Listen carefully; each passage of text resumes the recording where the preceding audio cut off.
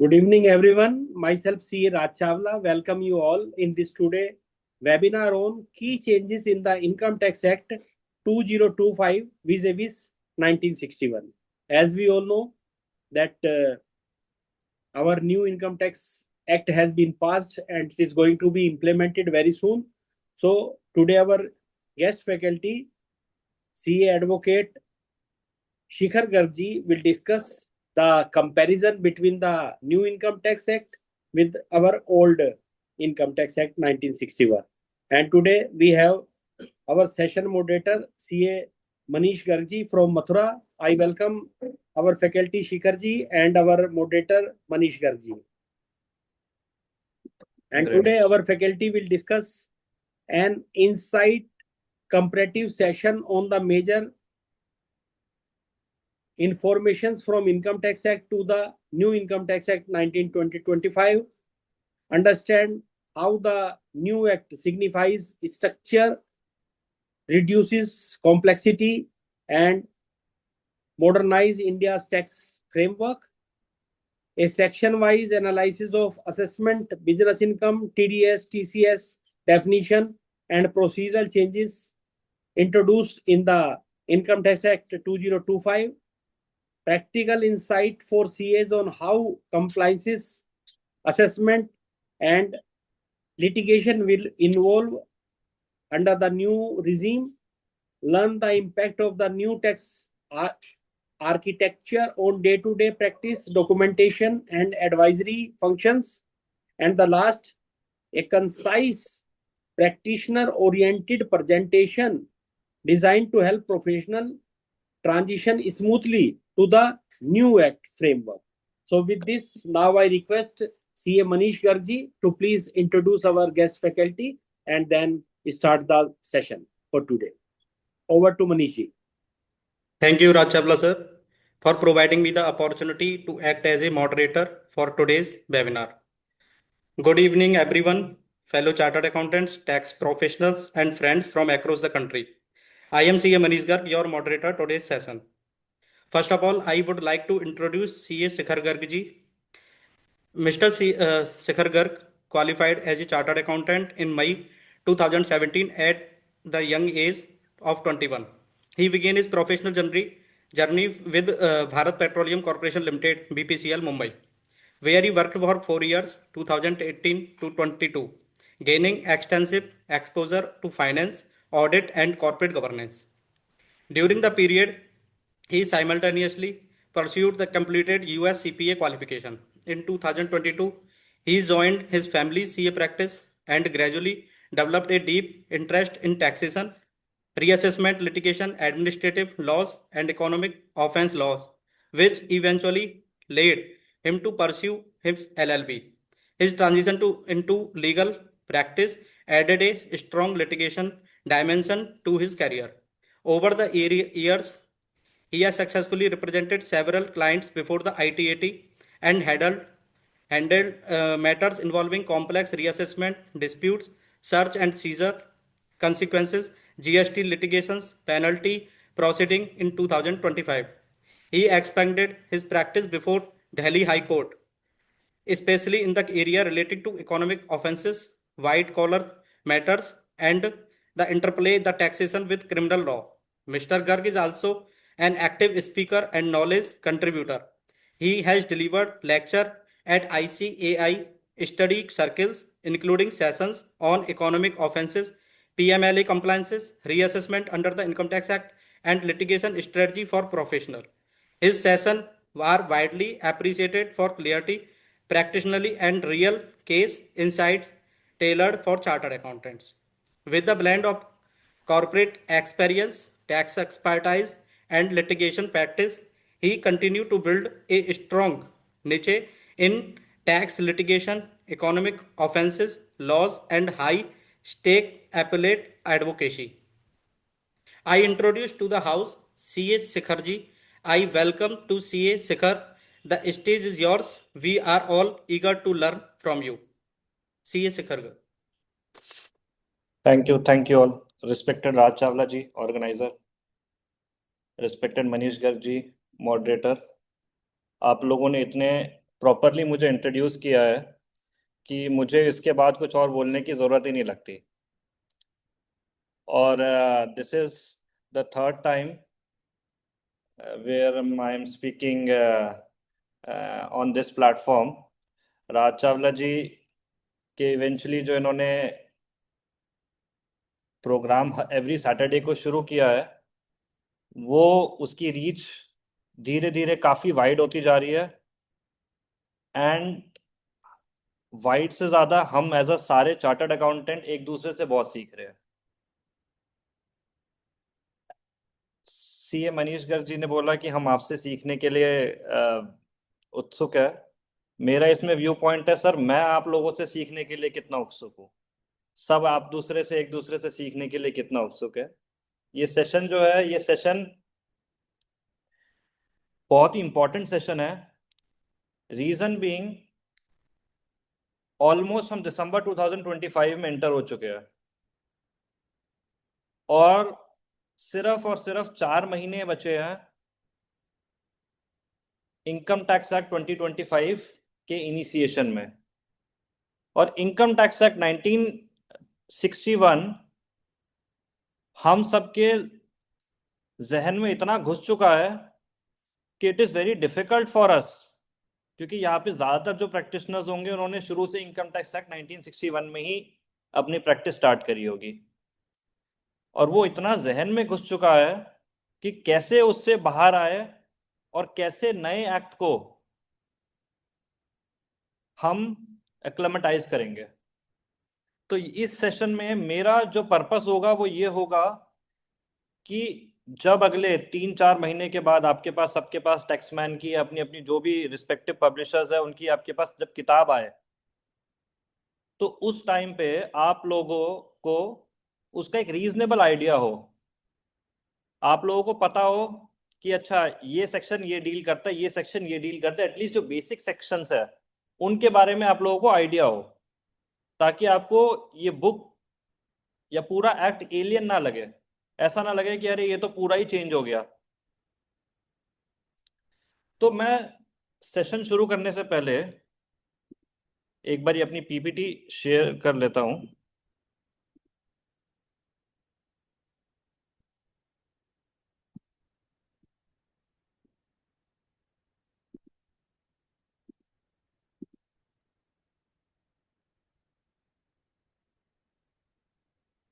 हाँ, आपको ये विजिबल है सर?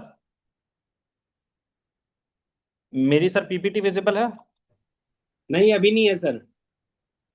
अच्छा, ओ,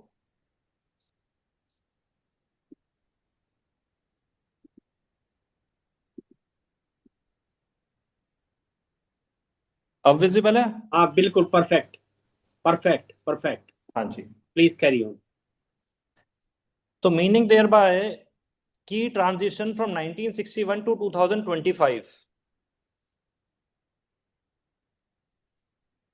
मैं इस टॉपिक में आने से पहले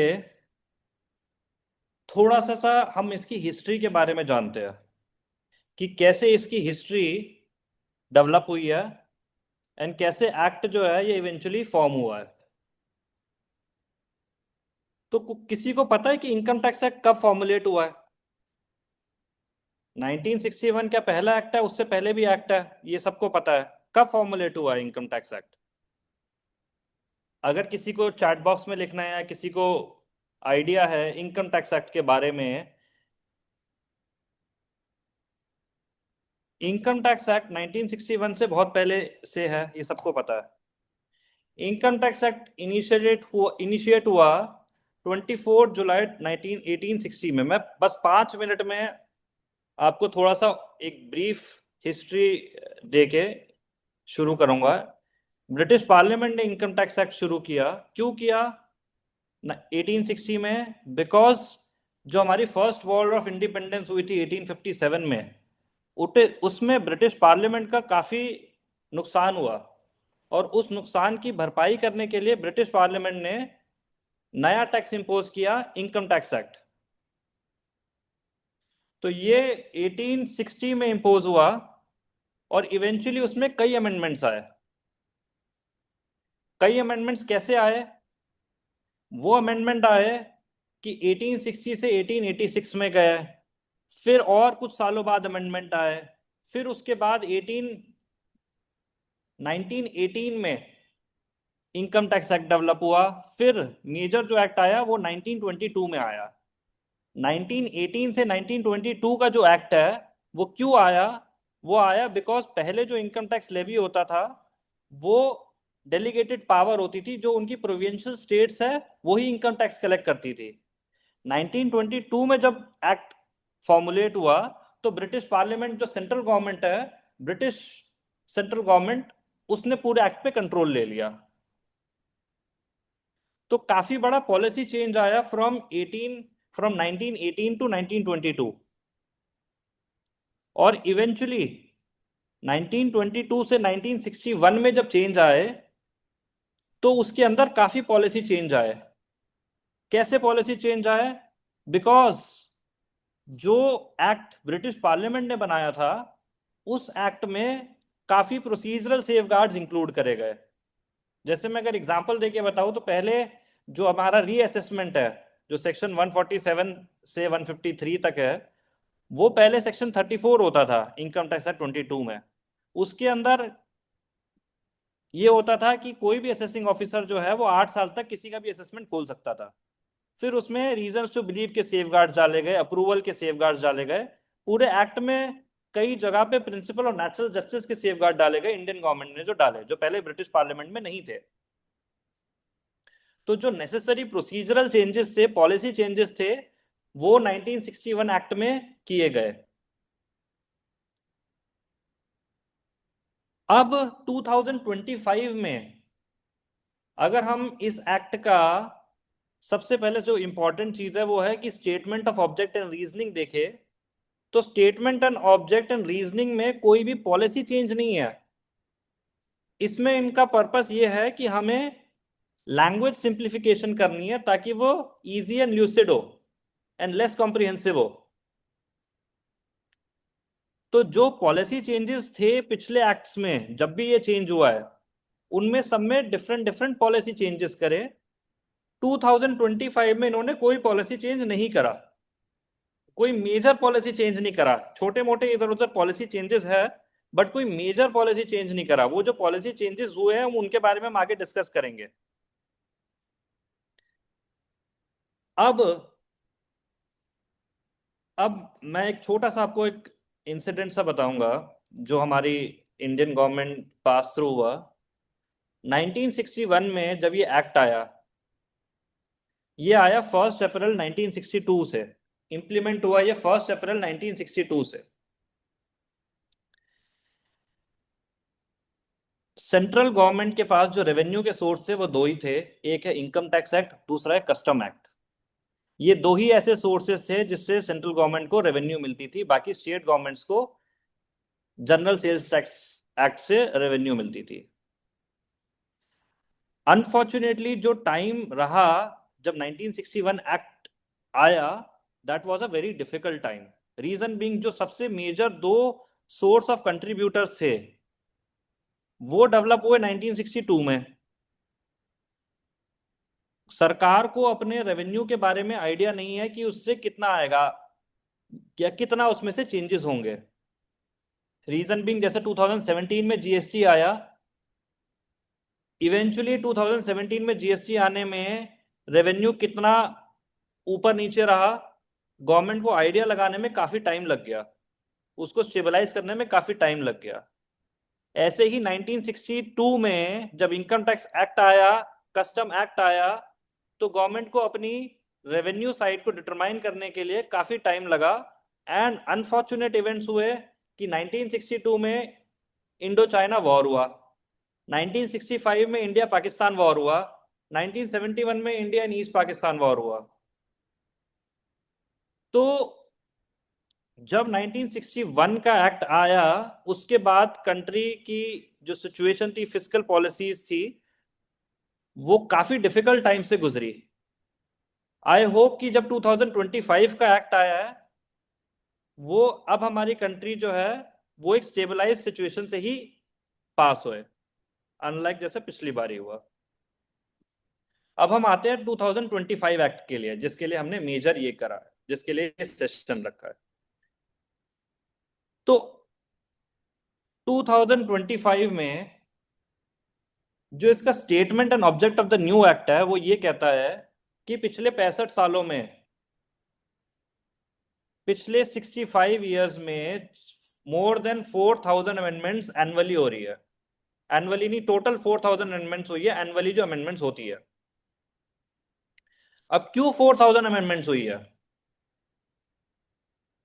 उसका रीजन ये है because this is a fiscal act. ये एक सिविल एंड क्रिमिनल एक्ट नहीं है। सिविल एंड क्रिमिनल लॉ मोर और लेस आर स्टेबल, लेकिन जो फिस्कल एक्ट है उसमें ग्लोबल इकोनॉमी में क्या चल रहा है, इंडियन इकोनॉमी में क्या चल रहा है, गवर्नमेंट की खुद की प्रायोरिटीज क्या है, ये सारी चीजें बहुत मैटर करती है। And eventually every year loads and loads of amendments are there. अब वो इतनी अमेंडमेंट्स आने के बाद जो बेसिक स्ट्रक्चर था, पूरे एक्ट का, वो बहुत ही कॉम्प्लेक्स होता चला गया। और उस कॉम्प्लेक्सिटीज को रिड्यूस करने के लिए गवर्नमेंट ने डिसाइड किया कि हमें नया एक्ट को इंप्लीमेंट करना पड़ेगा, जिसको इजियर बनाना पड़ेगा। अब ये कैसे इजी बना ये हम डिस्कस करेंगे, लेकिन एक छोटा सा मैं अगर आपको बताऊं तो इसकी इंस्पिरेशन कहां से मिली। इसकी इंस्पिरेशन मिली कि एक्ट को चेंज करने की, वो मिली यूनाइटेड किंगडम्स एंड ऑस्ट्रेलिया से। जो भी मेजर इकोनॉमी है उन लोगों ने अपने फिस्कल लॉज को चेंजेस करे हैं time to time. Time to time India भी कर रही है, बट उन्होंने अपने पूरे एक्ट को चेंज किया। यूके ने 1994 से लेके 2010 में अपने पूरे लॉ को चेंज कर दिया। वहां पे यूके में कहते हैं HMRC, high majesty revenue and customs. वो एक सिंगल एक्ट था, उसको सिंप्लीफाई करके उन्होंने वहां पे 5 एक्ट बना दिए अलग अलग क्लास ऑफ पर्सन के लिए, जो HMRC होता है, जैसे हमारे यहाँ पे असेसिंग ऑफिसर होता है। ऐसे ही ऑस्ट्रेलिया ने अपने एक्ट को बहुत सिंप्लीफाई किया और उसकी जो वर्डिंग्स है वो अराउंड 50% ले आया, जो इंडिया ने करा है। तो बड़ी मेजर इकोनॉमीज के एफर्ट्स को देखते हुए इंडिया ने वहां से इंस्पिरेशन लिया एंड देन 2025 में उन्होंने एक्ट को चेंज किया। हमारे इंडिया में 2009 एंड 2019 में ऑलरेडी इसको चेंज करने के अटेम्प्ट्स करे, कि पूरा एक्ट चेंज करे, बट अनफॉर्चुनेटली वो अटेम्प्ट्स फेल हो गए। एंड डीटीसी, उस समय पूरा एक्ट का नाम ही डीटीसी करने का कोशिश करी गई, वो डीटीसी नहीं आ पाया। अब ये मोर देन 60,000 आवर्स सीबीडीटीएस के मेंबर्स ने, सीबीडीटी के मिनिस्ट्री ऑफ फाइनेंस ने लगाए एंड जुलाई 2024 में स्टार्ट किया। एंड इवेंचुअली काफी जल्दी इन लोगों ने एक कॉम्प्रिहेंसिव रिव्यू करके नया एक्ट को फॉर्मुलेट किया। और जो बेसिक इन्होंने किया वो ये किया कि देखिए इस टेबल में है कि जिस तरीके से चैप्टर्स पहले 47 थे वो 23 हो गए, सेक्शंस जैसे टोटल 819 थे वो 536 हो गए, और वर्डिंग्स कितनी रिड्यूस हो गई। एंड जितने प्रोवाइजो एंड एक्सप्लेनेशंस थे वो सारे के सारे रिमूव करके उनको सब सेक्शंस में कन्वर्ट कर दिया। This is the basic framework that they have done. अब हम सीखेंगे कि क्या मेजर चेंजेस आए हैं, जिसके बेसिस पे हमें ये 2025 एक्ट को पढ़ने की जरूरत पड़ी है। तो सबसे पहले तो मैं आप लोगों से ये रिक्वेस्ट करूंगा कि आप लोग एक कॉपी पेंसिल लीजिए। जिसके पास भी अगर कॉपी पेंसिल है, नहीं है, प्लीज वो ले आइए। और मैं आपको बेसिक सेक्शंस आपको बताऊंगा जो जो चेंजेस हुए हैं, because that is very important. जब तक आपको बेसिक सेक्शंस की नॉलेज नहीं होगी या बेसिक सेक्शंस नहीं पता होंगे, तब तक वो बहुत डिफिकल्ट हो जाएगा कि कैसे हम आगे कंटिन्यू करें। मैं ओल्ड एक्ट के सबको बेसिक सेक्शंस पता है कि क्या क्या है, मैं उससे कॉरस्पॉन्डिंग सेक्शंस आपको याद कराना चाहता हूं कि आपको बेसिक सेक्शंस याद हो जाए, ताकि जब आपके पास 3 महीने बाद इनकम टैक्स एक्ट 2025 आए तो आपको इजीली आप नेविगेट कर पाओ। तो जैसे सेक्शन 10 है, सेक्शन 10 है ओल्ड एक्ट का, मैं इसको बोलूंगा old act and new act. 2025 is new act, 1961 is old act. Old act का सेक्शन 10 बन गया सेक्शन 11। जो एग्जाम्पशन का सेक्शन था वो बन गया section 11 of the new act. आप प्लीज इसको अभी से ही नोट करना शुरू कर दीजिए, एंड इवेंचुअली आपको ये बहुत काम आएगा। और अपनी प्रोफेशनल लाइफ में जिन जिन से आप बात करें, कोशिश कीजिए अब न्यू एक्ट में, न्यू एक्ट के सेक्शंस आप बोलना शुरू कीजिए, उससे आपको बहुत हेल्प मिलेगी। Section 10 of the old act convert हुआ है section 11 of the new act में। Section 15 of the old act, section 15 of the old act है जो सैलरी का चार्जिंग सेक्शन है, वो रहा है section 15 of the new act, इसमें कोई चेंज नहीं है। Section 22 of the old act, section 22 of the old act है charging section of house property, वो हो गया section 20 of the new act. एक आप टेबल बना लीजिए new act and old act, जो बेसिक सेक्शंस है वो आपको याद होने चाहिए ताकि आप आगे चल के बहुत इजीली रेफर कर पाए। जो कॉम्प्लेक्स सेक्शंस है या जिन सेक्शंस में मेजर इंटरलिंकिंग है, वो आपको, जिनमें ज्यादा रेफरेंसेस है, वो आपको पता होने चाहिए। Section 22 of the old act जो हाउस प्रॉपर्टी का चार्जिंग सेक्शन है, वो हो गया section 20 of the new act. Section 28 जो पीजीबीपी का चार्जिंग सेक्शन है, वो है section 26 of the new act. Section 45 of the old act जो कि कैपिटल गेन का सेक्शन है, वो हो गया section 67 of the new act. Section 56, मैं ये आप लोगों को, राज चावला जी को, मैं इसकी मेजर सेक्शन की नेविगेशन भी दे दूंगा। बाकी मेजर सेक्शन की नेविगेशन आईसीआई ने और आईसीआई की और मिनिस्ट्री ऑफ फाइनेंस से इनकी मैपिंग अवेलेबल है। Section 45 of the old act हो गया section 67 of the new act. Section 56 जो कि है अदर सोर्सेज का सेक्शन, अदर सोर्सेज का चार्जिंग सेक्शन, वो हो गया section 92 of the new act. Section 80C of old act हो गया सेक्शन 123। सेक्शन 143, सेक्शन 143 होता है जो कि मेजर असेसमेंट के लिए सेक्शन होते हैं, इनकम टैक्स की असेसमेंट होती है सेक्शन 143 में, वो हो गया सेक्शन 270। सेक्शन 147 जो रीअसेसमेंट का सेक्शन है, वो हो गया सेक्शन 279। प्लीज आप इससे नोट कर लीजिए, जो लोग नोट नहीं कर पा रहे हैं उनको आगे चल के रेफरेंस में बहुत प्रॉब्लम आएगी। सेक्शन 158BA जो कि सर्च का सेक्शन है, वो कन्वर्ट हुआ है section 292 of the new income tax act.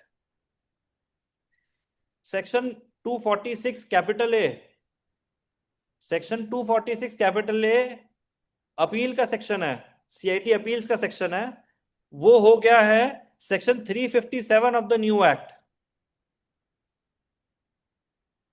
Section 252 जो कि आईटीएटी का सेक्शन है, आईटीएटी की अपील के लिए सेक्शन है, वो हो गया 361। टीडीएस के सेक्शन होते हैं ओल्ड एक्ट में सेक्शन 193 से लेके 197 तक, जिसमें सारे के सारे टीडीएस के प्रोविजंस है, टीडीएस के रेट्स है, वो सारे एक्ट्स, वो सारे सेक्शन कंबाइन हो गए सेक्शन 393 से।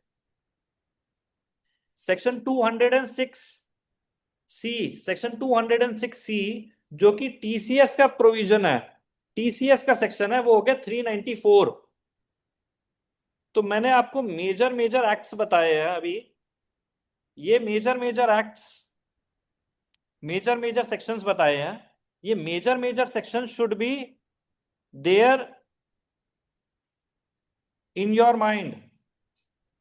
आपको ये मेजर सेक्शंस याद होने चाहिए न्यू एक्ट में कौन से है। अगर आपको ये मेजर सेक्शंस याद होंगे तो आपके लिए न्यू एक्ट पढ़ना बहुत इजी हो जाएगा। मैं राज चावला जी को इसकी एक टेबल भी दे दूंगा कि जो जो मेजर सेक्शंस है, बाकी section mapping is already available. मेरा पर्पस यहाँ पे ये है कि आपको डिफिकल्टी कम से कम आए जब नया एक्ट आए। नए एक्ट आते ही आपको डिफिकल्टी पढ़ने में कम से कम हो। अब हम देखेंगे कि मेजर चेंजेस आए कहां पर है। मेजर चेंजेस आए कहां पर है? एक तो सेक्शन नंबर चेंज हो गए सारे के सारे। मैंने आपको मेजर सेक्शंस बताए जिसके बेसिस पे आप इजीली लिंकिंग या क्रॉस रेफरेंस समझ सकते हैं।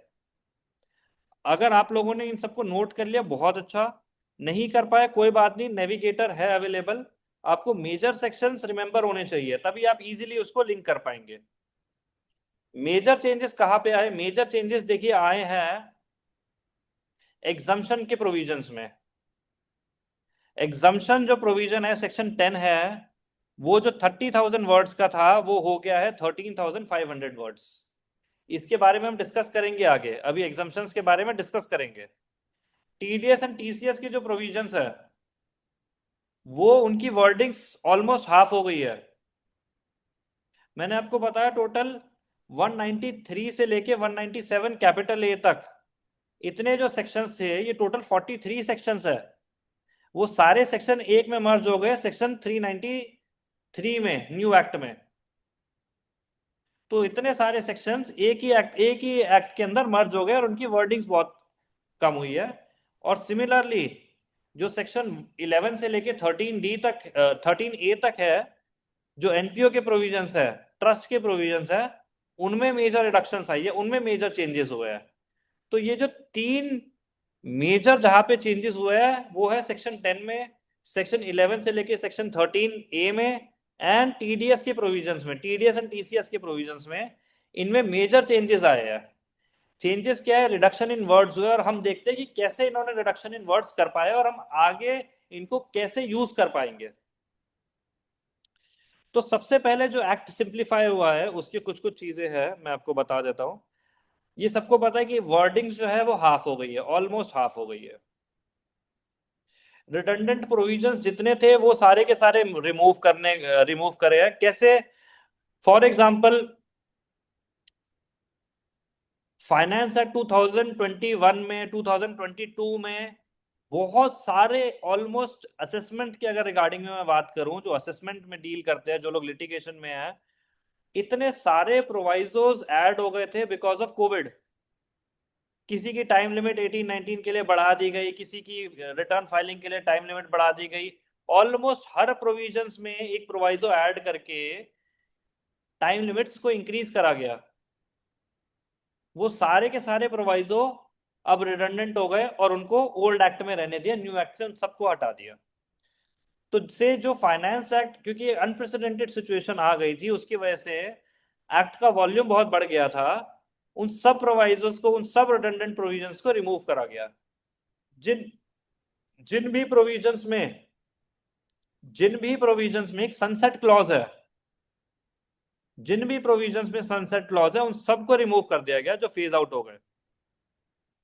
जैसे मैंने इसमें एग्जांपल दे रखा है सेक्शन 10A जो ओल्ड एक्ट का है, जो कि एसईजेड अंडरटेकिंग्स के लिए है। ये एप्लीकेबल असेसमेंट ईयर 12-13 तक के लिए था, उन सबको हटा दिया गया। टेबल्स का बहुत ज्यादा यूज किया गया है। मैंने इसमें कुछ एग्जांपल्स दिए, हमारी अगली स्लाइड में कुछ एग्जांपल्स आएंगे जिसमें टेबल्स का काफी मेजर यूज किया गया है नए एक्ट में, और कैसे कैसे टेबल्स का यूज किया गया है मैं शो करता हूं। और पहले एक्ट में जो बहुत ज्यादा से ज्यादा क्रॉस रेफरेंसिंग दे रखी थी, सेक्शन 36 पढ़ते थे, उसमें सेक्शन 43B के बारे में होता था, सेक्शन 40A के बारे में होता था। तो जितनी जितनी क्रॉस रेफरेंसेस दे रखी थी उनको मिनिमाइज करने की कोशिश करी गई है। मैंने जब पर्सनली थोड़ा एक्ट को देखा तो देखा कि मेजरली जो 5 हेड्स ऑफ इनकम है उसमें क्रॉस रेफरेंसेस मिनिमाइज करने की कोशिश करी गई है। जो सर्च के सेक्शंस हैं, जो असेसमेंट के सेक्शंस है, उसमें फिर भी क्रॉस रेफरेंसेस काफी है, उसमें रिड्यूस नहीं किया गया। लेकिन जो हेड ऑफ इनकम के सेक्शंस है, जो बेसिक प्रोविजंस है, उनमें क्रॉस रेफरेंसेस काफी मिनिमाइज करी गई। और ये आप सबको पता है, प्रोवाइजो और एक्सप्लेनेशन जो है वो सारे के सारे रिमूव करे गए। अब देखिए क्रॉस रेफरेंस जो नए एक्ट में लिखा है और जो पुराने एक्ट में लिखा है उनमें फर्क है। पहले वाले एक्ट में, ओल्ड एक्ट में क्रॉस रेफरेंस मेंशन होता था ऐसे, जैसे sub clause 2 of clause B of subsection 1 of section 133, इस तरीके की लैंग्वेज लिखी होती थी पहले एक्ट में, कि सब क्लॉज लिखा होता था, फिर क्लॉज लिखा होता था, फिर सबसेक्शन लिखा होता था, फिर सेक्शन लिखा होता था। इवेंचुअली उसको अब डायरेक्टली लिख देते हैं 133 1B2। वो जो सब क्लॉजेस क्लॉजेस और ये सारी जिस तरीके से लिखा हुआ था उन सबको रिमूव करके उन्होंने सिंप्लीफाई करके डायरेक्टली ऐसे लिखने की कोशिश करी है। प्रोसीजरल एस्पेक्ट जो है वो उन्होंने स्केड्यूल्स में डाले हैं, रूल्स में डाले हैं। अच्छा, प्रोसीजरल एस्पेक्ट डाले हैं, लेकिन पावर जो है वो डेलीगेट नहीं करी गई है। जब 2017 में जीएसटी एक्ट आया तो हमने देखा कि काफी पावर्स डेलीगेटेड हुई हुई है, प्रॉपर ऑफिसर के पास ही सारी पावर है, चाहे 74 हो रहा हो, चाहे 73 हो रहा हो। बस रिफंड में है कि ठीक है 10 लाख से ऊपर है तो फिर सर्टेन और सीनियर ऑफिसर्स को पावर्स दे रखी है, बट जीएसटी एक्ट में मेजरली इन्होंने सारी की सारी एक ही ऑफिसर को पावर दे रखी थी जो प्रॉपर ऑफिसर होता था। But fortunately income tax act 2025 में इन्होंने इस तरीके के कोई चेंजेस नहीं करे, पावर्स डेलीगेट नहीं करी हुई। जो पावर्स पहले जिस अथॉरिटी के पास थी उसी अथॉरिटी को दे के रखी हुई है, और डाइवर्सिफाइड पावर्स दे रखी है, एक स्पेसिफिक पावर्स नहीं दी हुई।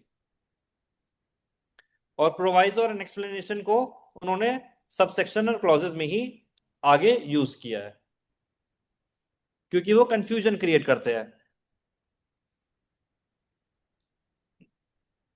अब हम एक टॉपिक करते हैं, एक अपना बेसिक टॉपिक जो शुरू करते हैं वो है एनपीओ को रिलेटेड में, जिसमें थोड़े बहुत चेंजेस आए हैं। मैं उसको बताता हूँ कि क्या चेंजेस आया है।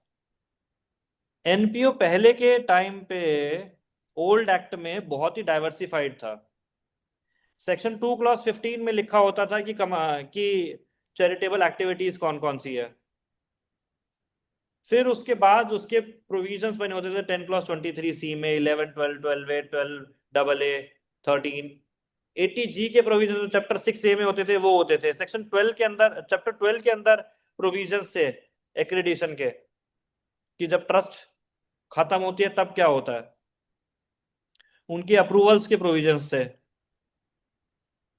तो जो एक स्कैटर्ड प्रोविजंस थे, जो स्कैटर्ड चैप्टर्स अक्रॉस थे, उन सबको, उन सारे प्रोविजंस को उन्होंने अब एक सिंगल चैप्टर में कन्वर्ट करने की कोशिश करी है। और जो मेजर चेंज आया है वो ये आया है कि पहले जैसे टर्मिनोलॉजीज डिफरेंट डिफरेंट थी, जैसे कि हम बोलते थे ट्रस्ट है, इंस्टीट्यूशन है, यूनिवर्सिटी है, एजुकेशन इंस्टीट्यूशन है, हॉस्पिटल्स है, उन सब को उन्होंने रिमूव करके एक सिंगल टर्म बना दिया, registered NPO, registered non profit organisation. तो मेरे लिए जैसे लिटिगेशन में हम रेगुलरली यूज करते हैं कि ये चैरिटेबल एक्टिविटी है फॉर ट्रस्ट है, या ये यूनिवर्सिटी के लिए है, वो सबको सारी उन्होंने जितने भी क्लॉजेस थे, अलग अलग बाइफरकेशंस उन्होंने बना रखे थे, वो सब कुछ एक ही में कर दिया है, registered NPO. Minimum cross references करी है, और जितनी एक्सप्लेनेशन इन प्रोवाइजोस, जो सेक्शन 11 इतना कॉम्प्लेक्स हो गया था जिसमें 13 एक्सप्लेनेशन है 16 प्रोवाइजो है, वो रिलेटिवली उन्होंने काफी रिड्यूस कर दिया, और सारे के सारे प्रोविजंस अब चैप्टर 16B के अंदर आ गए हैं। मैं अगर आपको इनकम टैक्स एक्ट में अगर मैं आपको शो करूं तो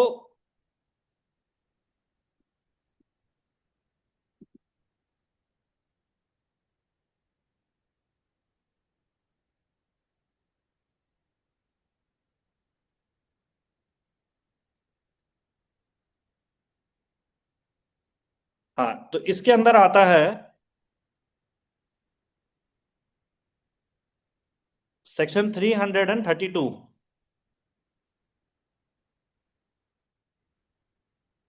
सेक्शन 332 हम देखते हैं जो कि ट्रस्ट से रिलेटेड होता है।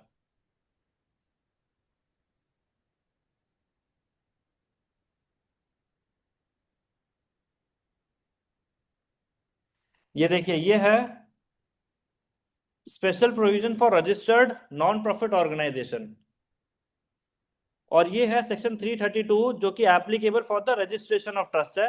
सारे के सारे सेक्शंस जो है, सारे के सारे सेक्शंस, रजिस्ट्रेशन हो गया या एक्रेडिटेशन हो गया है, अप्रूवल हो गया है, वो सारे के सारे सेक्शंस अब एक साथ कर दिए गए हैं कि कैसे कैसे आपको पब्लिक अथॉरिटी से अप्रूवल्स लेनी है। और इसमें भी टेबुलर फॉर्म में लेके आए हैं कि रजिस्ट्रेशन के लिए आपको किस तरीके से एप्लीकेशन देनी है और उनकी क्या टाइम लिमिट्स है और क्या उनकी वैलिडिटी रहेगी। तो जो एक कॉम्प्लेक्स नेचर था, जो यही चीज कंटेक्स्ट में लिखी गई थी, वो इन्होंने टेबुलर फॉर्म में देख दिया है। ये मैं आपको एक्लेमेटाइज कर रहा हूं, जो आपको अगले 3 से 4 महीने के अंदर अंदर जो है आपको ये पढ़ना है। आप अभी देखेंगे ज्यादा से ज्यादा तो आपको उतना ही इजी होगा। इस तरीके से टेबल फॉर्म में इन्होंने बनाया कि ये एक स्पेसिफिक केस दिया, ये टाइम लिमिट दिया, ये ऑर्डर पास करने का टाइम लिमिट दिया और उसकी वैलिडिटी दी है। ऐसे इन्होंने टेबुलर मैनर में आगे सेक्शंस दिए हैं। इनकम ऑफ रजिस्टर्ड एनपीओ 356 के अंदर 356 के अंदर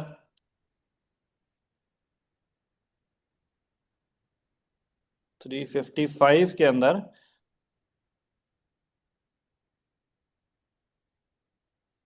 अप्रूवल का 354 सेक्शन है। किस तरीके से अप्रूवल है, इनको टेबुलर फॉर्मेट में दिया है। अच्छा, जितने भी चैप्टर्स फॉर्म हुए हैं, जितने भी इसमें इनकम टैक्स नए बिल में जो चैप्टर्स फॉर्म हुए, नया एक्ट आ गया है, उनमें इन्होंने क्या किया है कि चैप्टर स्पेसिफिक इंटरप्रिटेशंस दी है। जो पहले सेक्शन 2 की डेफिनेशन होती थी वो अभी भी है, सेक्शन 2 में अभी भी डेफिनेशंस है, बट इन्होंने कोशिश ये करी है कि हम वर्ड्स को शॉर्ट करें। जैसे कि मैं अगर एग्जांपल देके बताऊं तो रीअसेसमेंट में पुराने एक्ट में 1961 में ये लिखा होता था रीअसेसमेंट, असेसमेंट, रीअसेसमेंट और रिकम्प्यूटेशन ऑफ इनकम। ये जो वर्डिंग सारी लिखी होती थी अब उसको सिर्फ रीअसेसमेंट कर दिया और उस चैप्टर के बाद एक और सेक्शन इंट्रोड्यूस किया जिसके अंदर इंटरप्रिटेशंस होती थी, और उस इंटरप्रिटेशन में असेसमेंट वर्डिंग्स लिखी जैसे इस चैप्टर में है, उसमें वर्डिंग लिखी यहाँ पे असेसमेंट और उसका मीनिंग लिख दिया पूरा कि assessment means assessment, reassessment and recomputation of income. तो जो पहले अगर कोई वो मेजर टर्मिनोलॉजीज यूज करते थे उनको उन्होंने शॉर्ट करके उस वाले चैप्टर के साथ वो इंटरप्रिटेशन इंक्लूड करने की कोशिश करिए ताकि ओवरऑल वर्ड्स जो है वो शॉर्ट हो जाए। पहले हमें चैप्टर स्पेसिफिक इंटरप्रिटेशन या चैप्टर स्पेसिफिक डेफिनेशंस नहीं होती थी, बट अब पूरे एक्ट में 2025 में चैप्टर स्पेसिफिक इंटरप्रिटेशंस आपको हर चैप्टर के साथ दिखेगी। तो एनपीओ के प्रोविजन सारे के सारे एक सिंगल जगह पे डाले जिसमें मेजरली जो स्कैटर्ड प्रोविजंस थे उनको सिंगल एक्ट में कन्वर्ट करने की कोशिश करी गई। अब हम आते हैं section 2 and section 3 of the new act में। सेक्शन 2 है डेफिनेशन का, सेक्शन 3 है जो कि पहले प्रीवियस इनकम का, प्रीवियस ईयर का, एन असेसमेंट ईयर का, मेजरली प्रीवियस ईयर के बारे में डिफाइन करता था।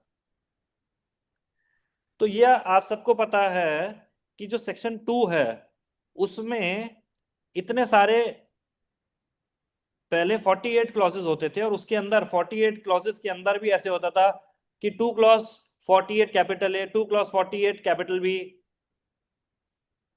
वो सारे के सारे क्लॉजेस को जो ए बी सी होते थे जो अमेंडमेंट के थ्रू आए थे, अब उनको एक साथ उन्होंने डाल दिया जो कि 112 क्लॉजेस है।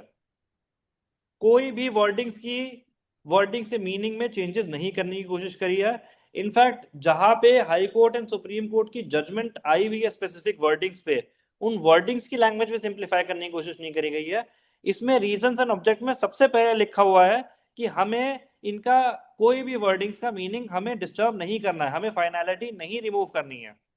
हमें उसी कंटिन्यूटी में आगे बढ़ना है और हमें सिर्फ और सिर्फ मिनिमल मॉडिफिकेशन करी है सो दैट लैंग्वेज वो इजी होए। तो सेक्शन 2 में कोई भी नया क्लॉज ऐड नहीं हुआ है, जितने पहले क्लॉज थे उतने 112 क्लॉजेस अब आ गए हैं। एंड सिमिलरली जो प्रीवियस ईयर का कॉन्सेप्ट है वो अब आपको पता है सबको कि वो अब डन अवे हो गया है टैक्स ईयर के कॉन्सेप्ट में। तो पहले जो previous year and assessment year का कॉन्सेप्ट था, ये एक मेजर पॉलिसी चेंज कह सकते हैं।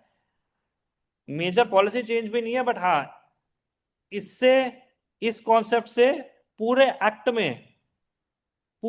में इंपैक्ट आया है कि टैक्स ईयर का चेंज करा। अब ये क्यों चेंज किया?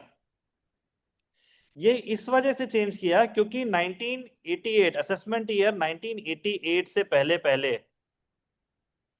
इनकम टैक्स एक्ट लोगों को ऑप्शन देता था कि आप अपने हिसाब से असेसमेंट ईयर या अपने हिसाब से ईयर डिसाइड कर लीजिए। कई लोग होते थे जो कैलेंडर ईयर यूज करते थे, 1 जनवरी से लेके 31 दिसंबर तक। कई लोग होते हैं जो दिवाली टू दिवाली अपनी बुक्स मेंटेन करते हैं। कई लोग होते हैं जो क्रिसमस टू क्रिसमस अपनी बुक्स मेंटेन करते हैं। तो 88 से पहले आपका जो प्रीवियस ईयर है that can be more than 12 months और it can be less than 12 months. कोई ईयर ऐसा हो सकता था जो कि 12 मंथ से ज्यादा हो सकता है, जो दिवाली टू दिवाली मेंटेन कर रहा है अपनी बुक्स, और कोई ईयर ऐसा हो सकता था जो कि लेस देन 12 मंथ्स हो। 1988 के अमेंडमेंट के बाद प्रीवियस ईयर जो है वो 1 अप्रैल से लेके 31 मार्च तक के लिए हो गया fix, 12 months, that is it. तो जब ये फिक्स हो गया उसके बाद जो previous year and assessment year का कॉन्सेप्ट लाने की जो रिक्वायरमेंट थी वो खत्म हो गई। तो इस वजह से अब हम टैक्स ईयर के कॉन्सेप्ट में चले गए हैं। आज की डेट में या पहले भी 1988 से पहले भी हर असेसमेंट ईयर 12 मंथ्स ही होगा। हर सॉरी टैक्स ईयर, मेरे को भी टैक्स ईयर से अभी आदत नहीं पड़ी है, मैं भी अभी असेसमेंट ईयर ही बोल रहा हूं। हर टैक्स ईयर 12 मंथ्स ही होगा।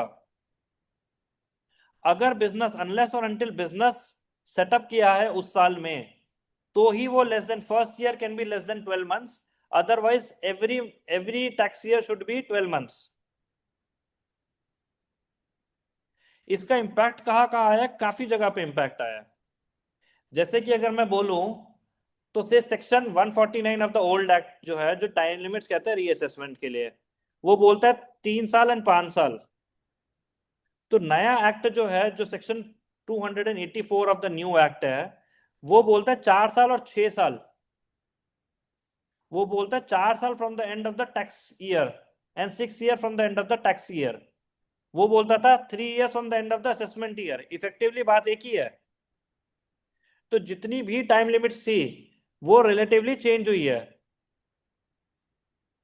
नॉट बिकॉज टाइम लिमिट्स में कोई भी चेंजेस, पॉलिसी चेंजेस कोई नहीं आए हैं, but because of the concept of assessment year and tax year, time limits आपको लगेगा कि डिफरेंट हो गई है। तो सेक्शन 2 एंड सेक्शन 3 का जो है मेजर इंपैक्ट आया है पूरे एक्ट में। पूरे 536 एक्ट में, 536 सेक्शंस में सेक्शन 3 का से मेजर इंपैक्ट आया है, बट पॉलिसी डिसीजन में कोई चेंजेस नहीं आया। अब मैं आ जाता हूं डायरेक्टली जो सेक्शन 10 है। सेक्शन 10 जो एग्जम्पशन का सेक्शन है, उसके अंदर 140 क्लॉज से ओल्ड एक्ट में। सेक्शन 10 क्लॉज 23C, उसके अंदर 15 सब क्लॉजेस थे और 24 प्रोवाइजोस थे। इतना डिफिकल्ट हो गया था कि बड़े बड़े लिटिगेटर्स का वो पढ़ने का मन नहीं करता था। इनफैक्ट जो काफी सीनियर एडवोकेट्स है वो तक कंफ्यूज हो जाते हैं कि जब उनको पता लगता है कि हम 15 या 16 प्रोवाइजो पढ़ रहे हैं ऑफ सेक्शन 10 क्लॉज 23C का। तो इतना डिफिकल्टी हो गई थी विद रिगार्ड टू ट्रस्ट या एग्जम्पशन से रिलेटेड में, तो उसमें मेजर चेंजेस करे गए और टेबुलर फॉर्मेट में अब सेक्शन 10 आया, सेक्शन 10 मैंने लिखवाया था, वो हो गया section 11 of the new act. Section 10 जो है वो हो गया section 11 of the new act. मैं अब आपको एक बार ही दिखाता हूं कि सेक्शन 11 कैसा है, ताकि आपको थोड़ा सा आइडिया लगे, जब नई किताब आए तो आप इजीली उसे रीड कर पाइए। सेक्शन 11 जो है वो इतना छोटा सा बन गया है, बस इतना सा, खत्म। और उन्होंने सारी चीजें जो है वो different different category wise schedule में डाल दी है। मेजर जो चीजें हैं वो हो गई है शेड्यूल वाइज, शेड्यूल 2, 3, 4, 5, 6, ये टोटल 5 शेड्यूल इन्होंने डेवलप करे। एंड उन 5 शेड्यूल में टेबुलर फॉर्मेट में बता रखा है कि कब आपको उस रिलेटेड इनकम से एग्जम्पशन मिलेगी। मैं आपको दिखाऊंगा कि किस तरीके से वो शेड्यूल उन्होंने डेवलप करे हुए हैं।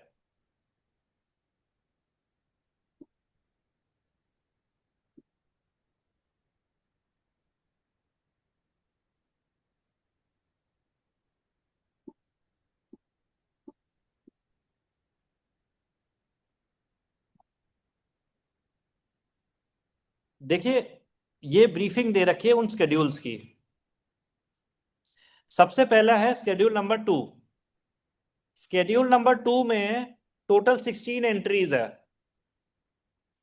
जो टोटल 140 उसमें क्लॉजेस थे सेक्शन 10 में, उन्होंने 16 एंट्रीज दे रखी है। और वो सारी की सारी जो एग्जम्पशन है वो इनकम स्पेसिफिक है 16 शेड्यूल 2 में। जैसे कि एग्रीकल्चर इनकम से रिलेटेड एग्जम्पशंस दे रखी है। जो शेड्यूल 3 है, हम देखते हैं शेड्यूल 2 में और कौन कौन सी इन्होंने दे रखी है।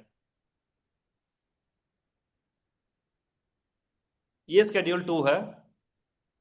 इसमें इन्होंने बोल रखा है शेड्यूल 2 के income not to be included in total income, ये इनकम स्पेसिफिक इन्होंने शेड्यूल 2 डेवलप किया हुआ है। एग्रीकल्चर इनकम कोई कंडीशन नहीं है। लाइफ इंश्योरेंस पॉलिसीज, उसके रिगार्डिंग में सर्टेन कंडीशंस इन्होंने दे रखी है कि प्रीमियम इतना होना चाहिए। कोई चेंजेस नहीं आया है, बट कितना इजी एंड सिंप्लीफाइड फॉर्मेट में दे रखा है।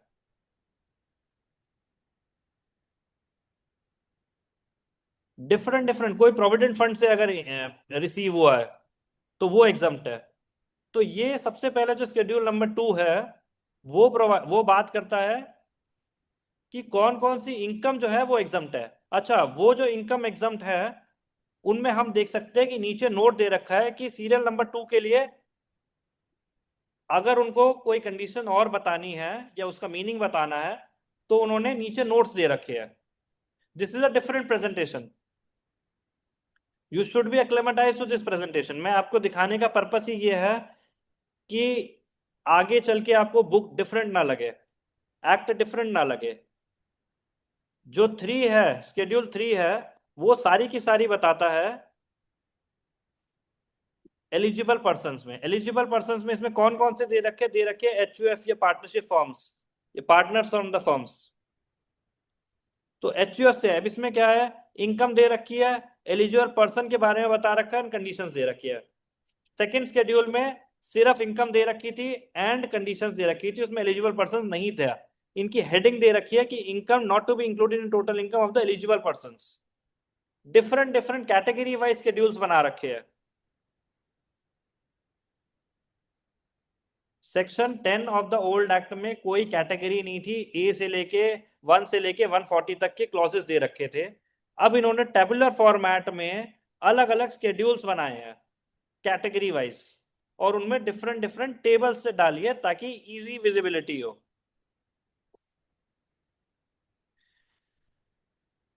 शेड्यूल 4 सिर्फ नॉन रेजिडेंट्स के लिए एप्लीकेबल है।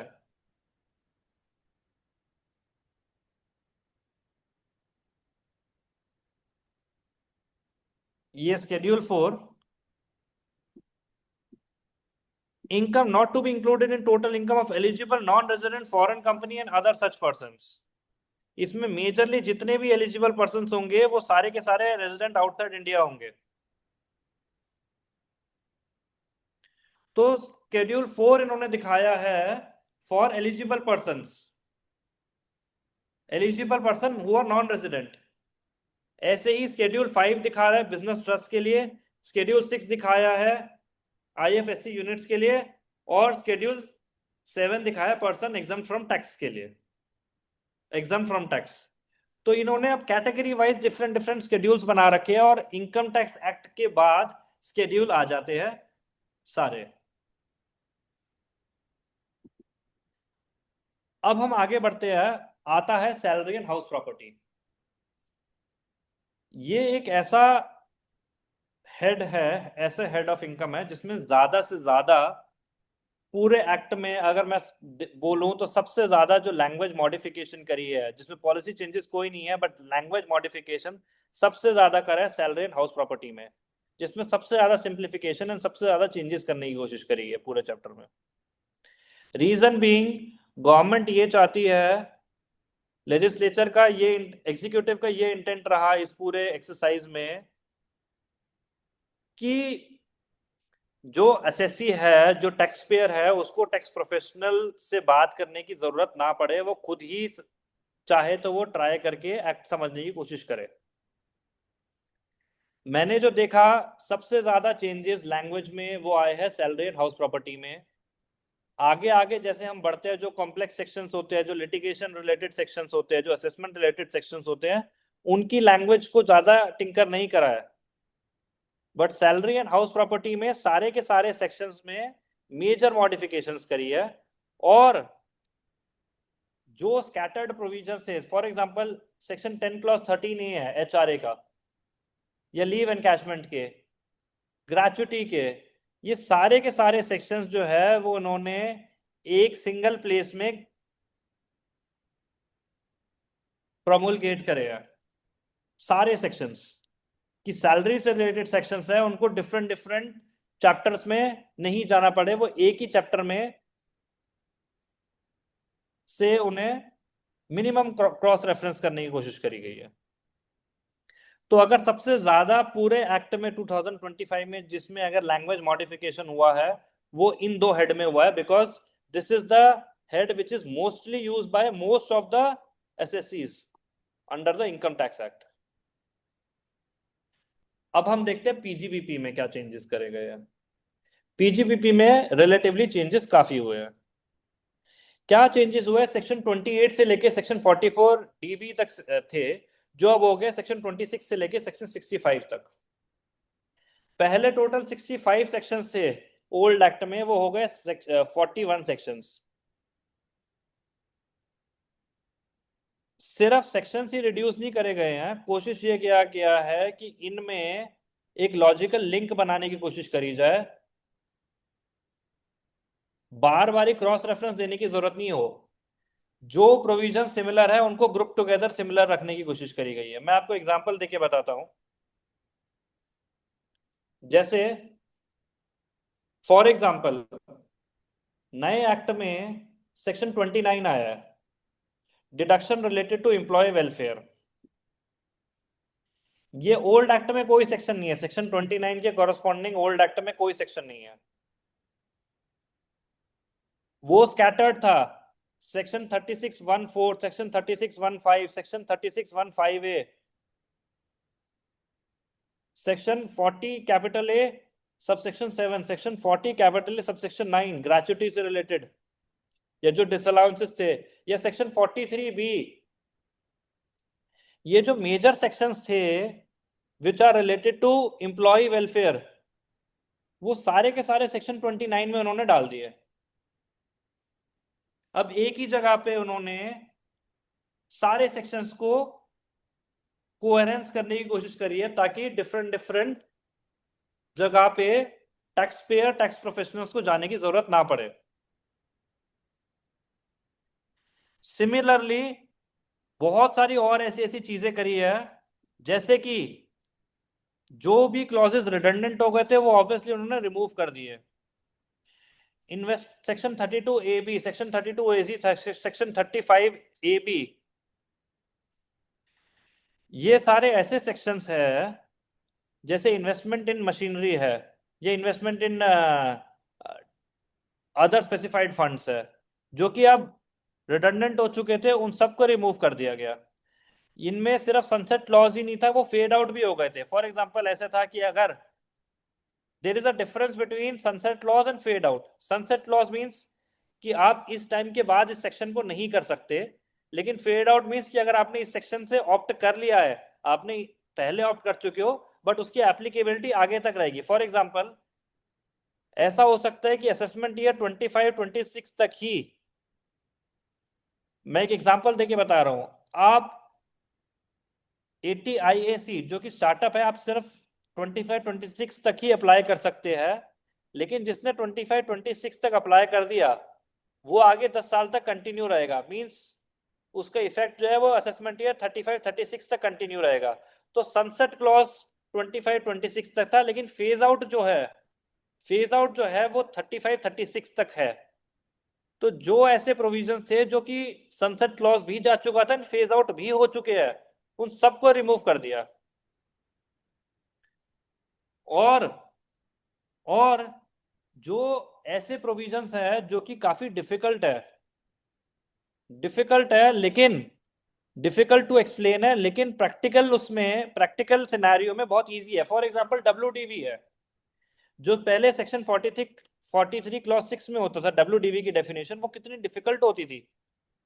हम सब चार्टर्ड अकाउंटेंट्स को पता है WDV क्या होता है, कैसे कैलकुलेट होता है, उसका एसेंस क्या है।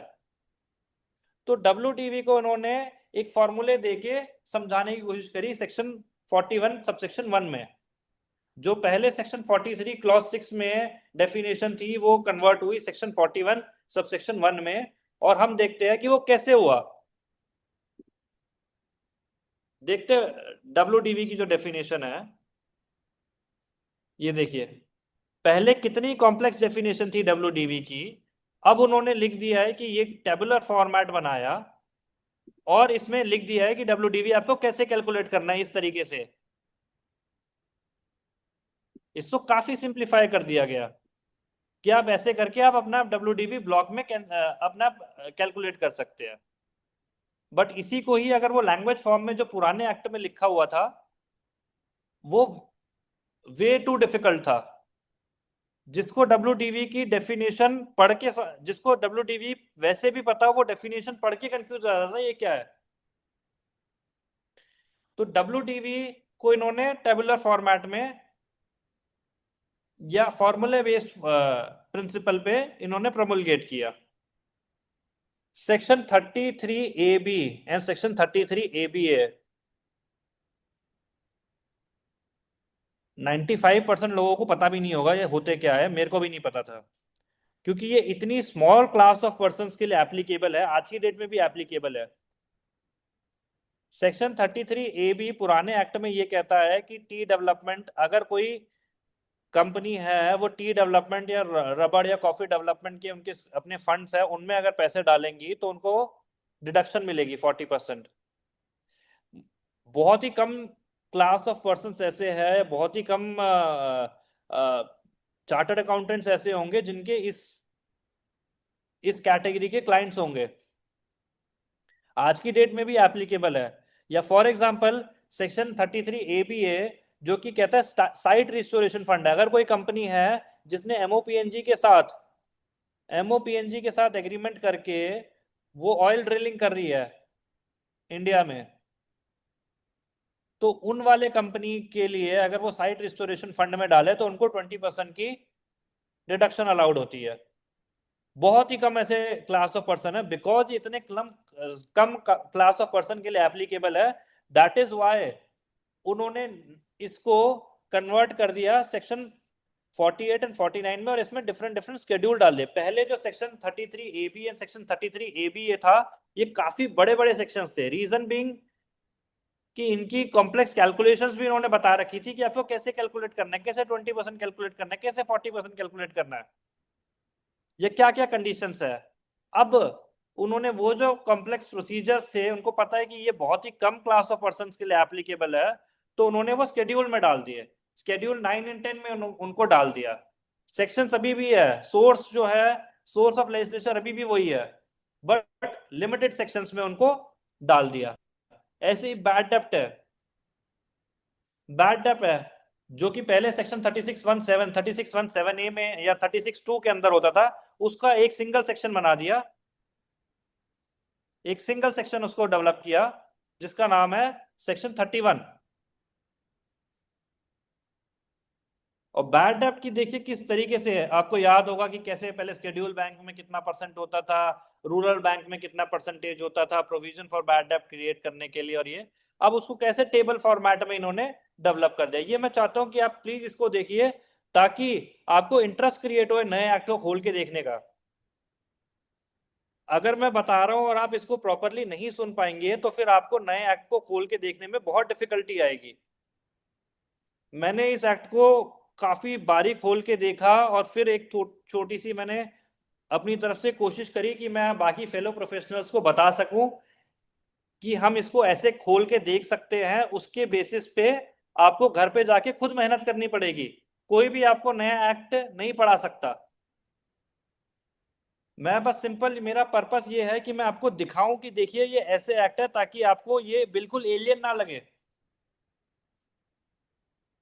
तो सेक्शन 31 बैड डेब्ट का जो है उसमें कैसे टेबुलर फॉर्मेट में इन्होंने बता रखा है, जो कि पहले वर्डिंग्स के बेसिस पे होता था। पॉलिसी कोई चेंजेस नहीं है। सेक्शन 32 में जो डिपार्टमेंट के एफएक्यूज आए हैं उसमें लिखा है कि इतना कॉम्प्लेक्स सेक्शन हो गया था सेक्शन 32 डेप्रिसिएशन का। 63 ईयर्स में इसमें 6 क्लॉजेज हो गए थे, 9 प्रोवाइजो हो गए थे, 6 एक्सप्लेनेशंस हो गए थे। और इसमें जो नया सेक्शन है सेक्शन 33, जो नए एक्ट में कॉरस्पॉन्डिंग सेक्शन है सेक्शन 32 का, सेक्शन 33, उनकी वर्डिंग्स 40% रिड्यूस हो गई है। मेजरली वर्डिंग्स उसमें रिडक्शन आया है। मुझे जो इसमें अच्छी चीज लगी है कि जितनी पावर्स या जितनी डेलीगेटिंग अथॉरिटी पहले थी आज की डेट में भी उतनी ही है। इन्होंने स्केड्यूल में डाला, इसका मतलब ये नहीं है कि स्केड्यूल में डालने का मतलब ये नहीं है कि सेंट्रल गवर्नमेंट उसे चेंज कर देगी। स्केड्यूल में डालने का मतलब यही है कि वो पार्लियामेंट के थ्रू ही चेंज होके आएगा। तो हमें स्केड्यूल में डालने से हमें ये नहीं समझना है कि अब जैसे जीएसटी में ऑलमोस्ट हर चौथे दिन में जो है एक नई नोटिफिकेशन आ जाती है, क्योंकि उन्होंने ज्यादातर डेलीगेटेड पावर कर रखी है, सारी पावर सेंट्रल गवर्नमेंट को दे रखी है, वो जब आते हैं पॉलिसी चेंज कर देते हैं। इनकम टैक्स एक्ट में जो उसके बेसिक एसेंस है उसको वही सेम करके चले है वो। मेरे को इनिशियली एक बारी को ये कंफ्यूजन आई कि क्या स्केड्यूल में डालने का मतलब ये कर दिया इन्होंने कि अब जीएसटी की तरह इसमें भी हर समय सर्कुलर आते रहेंगे, बट ऐसा नहीं है। साइंटिफिक रिसर्च जो सेक्शन 35 होता था वो सेक्शन 45 में कन्वर्ट हुआ है और उसमें काफी चेंजेस आए हैं, काफी बेटर उसकी लैंग्वेज में चेंजेस करे गए हैं। अच्छा, प्रिवेंटिव टैक्सेशंस मेजरली जो पीजीपीपी में करते हैं वो आईटीआर 4 भरते हैं, वो प्रिवेंटिव टैक्सेशंस के बेसिस पे अपनी रिटर्न फाइल करते हैं। प्रिवेंटिव टैक्सेशंस पहले दो कैटेगरी में डिवाइडेड थे, एक होता है प्रिवेंटिव टैक्सेशन फॉर रेजिडेंट, एक होता है preventive taxation from non resident. हम में से 95-99% chartered accountant preventive taxation for resident he use करते हैं, जो कि 44AB 44AD 44AE and 44ADA जो प्रिजम्पटिव टैक्सेशन के बारे में होता है। अब प्रिजम्पटिव टैक्सेशन के जो 3 सेक्शन थे उनको एक में कंबाइन कर दिया, that is section 58 of the new act. जो 3 पुराने एक्ट में सेक्शन से 44AD 44ADA 44AE उनको उन्होंने कंबाइन कर दिया 58 में। 58 सेक्शन में इन्होंने कंबाइन कर दिया है। ये कैसे सेक्शन 58 है? Special provision for computing of capital gain of profits and gain of business and profession on presumptive basis in case of certain resident। और कैसे इन्होंने टेबुलर फॉर्मेट में कि स्पेसिफिक एसएससी ये है, स्पेसिफाइड बिजनेस और प्रोफेशन ये है, एसएससी ये है, टर्नओवर ये है और मैनर कैसे कंप्यूट करना है। काफी सिंप्लीफाइड फॉर्मेट में इन्होंने दे दिया है। जो 44 AE था कि ट्रक्स के लिए, उनकी उन्होंने लैंग्वेज इसी में ही serial number A and serial number 2। जो लोग लिटिगेशन में है उनको आगे चल के कोर्ट्स में या हमें प्रोफेशनली भी बात करते हुए कोर्ट्स में या अपने प्रोफेशनल कोलीग में, प्रोफेशनल सर्कल में बात करते हुए सेक्शन 58 बोलना है। और उसके बाद अगर हमें ट्रक के लिए बात करनी है तो जो हम पहले 44 AE डिफरेंट सेक्शन होता था, अब हमें ये बोलना पड़ेगा सीरियल नंबर 2 की मैं बात कर रहा हूं। Section 58 sub section 2 serial number 2 ये बोलना पड़ेगा, या सीरियल नंबर 3 जो ADA होता था वो अब सीरियल नंबर 3 हो गया है। सिमिलरली जो नॉन रेजिडेंट के लिए सेक्शन होते थे, नॉन रेजिडेंट के लिए सेक्शन जो कि लिमिटेड यूज होता था, section 44 BB, section 44 BBB, section 44 BBA, ये सेक्शन कन्वर्ट हो गए हैं सेक्शन 61 में, section 61 of the new income tax act. Section 61 of the new income tax act tabular format में दे दिया है कि जो शिप बिल्डर्स है, ऑपरेशन ऑफ शिप्स है, उनकी किस तरीके से कैलकुलेशन होगी नॉन रेजिडेंट की। जो कि ऑपरेशन ऑफ शिप क्रूज है नॉन रेजिडेंट, उनकी कैसे कैलकुलेशन होगी। एयरक्राफ्ट के लिए भी इसमें है, ऑपरेशन ऑफ एयरक्राफ्ट, इसमें कैसे कैलकुलेशन होगी। तो जो पहले 3 सेक्शन थे 44 BB, 44 BBB, 44 BBA, उनको एक सिंगल सेक्शन में मर्ज कर दिया गया है। मेजरली पीजीपीपी में जो चेंजेस आए हैं वो यही आए हैं कि सबसे पहले तो सेक्शन रिड्यूस करे गए, 65 सेक्शन से 41 सेक्शंस कर दिए गए, और फ्लो जो है उनको सिंगल करके मर्ज करने की कोशिश करी है, लॉजिकल लिंक बनाने की कोशिश करी गई है। नए नए कुछ सेक्शंस आए हैं जो मैंने आपको बताया, सेक्शन 29 मैंने आपको बताया जो कि आया एम्प्लॉय वेलफेयर से रिलेटेड में। डेप्रिसिएशन के सेक्शन में बहुत चेंजेस करे गए हैं, उसमें भी वैसे ही चार्ट बेसिस में डेवलप किया गया है। और जब ये नया एक्ट आया तो एक कंफ्यूजन मार्केट में आई, वो ये आई कि सेक्शन 37 जो ओल्ड एक्ट का था, जो कि जनरल एक्सपेंडिचर को डील करता था, वो जनरल एक्सपेंडिचर को सेक्शन 37 डील करने में ये बोला गया कि अब एओ जो है उसको लिमिट करने गया है और एओ की पावर इंक्रीज करी है। नए एक्ट में सेक्शन 34 है, सेक्शन 34 की लैंग्वेज एंड सेक्शन 37 की लैंग्वेज में हार्डली कोई डिफरेंस है, कोई डिफरेंस नहीं है। और ये कंप्लीट एक रूमर है कि एओ जो है वो अब बिजनेस एक्सपेंडिचर जो है उसको डिटरमाइन करने में उसके पास एनहांस पावर है, ऐसा कुछ नहीं है। तो मेजरली पीजीबीपी सेम है, बट हाँ काफी सेक्शंस को मर्ज किया गया है, रिडंडेंट सेक्शंस को हटा दिया गया है जो कि फेज आउट हो चुके हैं। अब हम आगे बढ़ते हैं, एक आता है एक्रेडिशन ऑफ इनकम। मेजरली जो लोग लिटिगेशन में है वो section 68, 69, 69 A, B, C, D इसी को डील करते रहते हैं। आजकल जो जनरल डिसअलाउंसेस होती है सेक्शन 37 में, सेक्शन 40A में या 43B में, वो सब डिसअलाउंसेस या जनरल सेक्शंस यूज नहीं होते। मेजरली जो एक्रेडिशन के सेक्शन है, क्योंकि उसमें 115 BBE लगता है और higher rate of tax charge होता है, 78% तक टैक्स चार्ज होता है।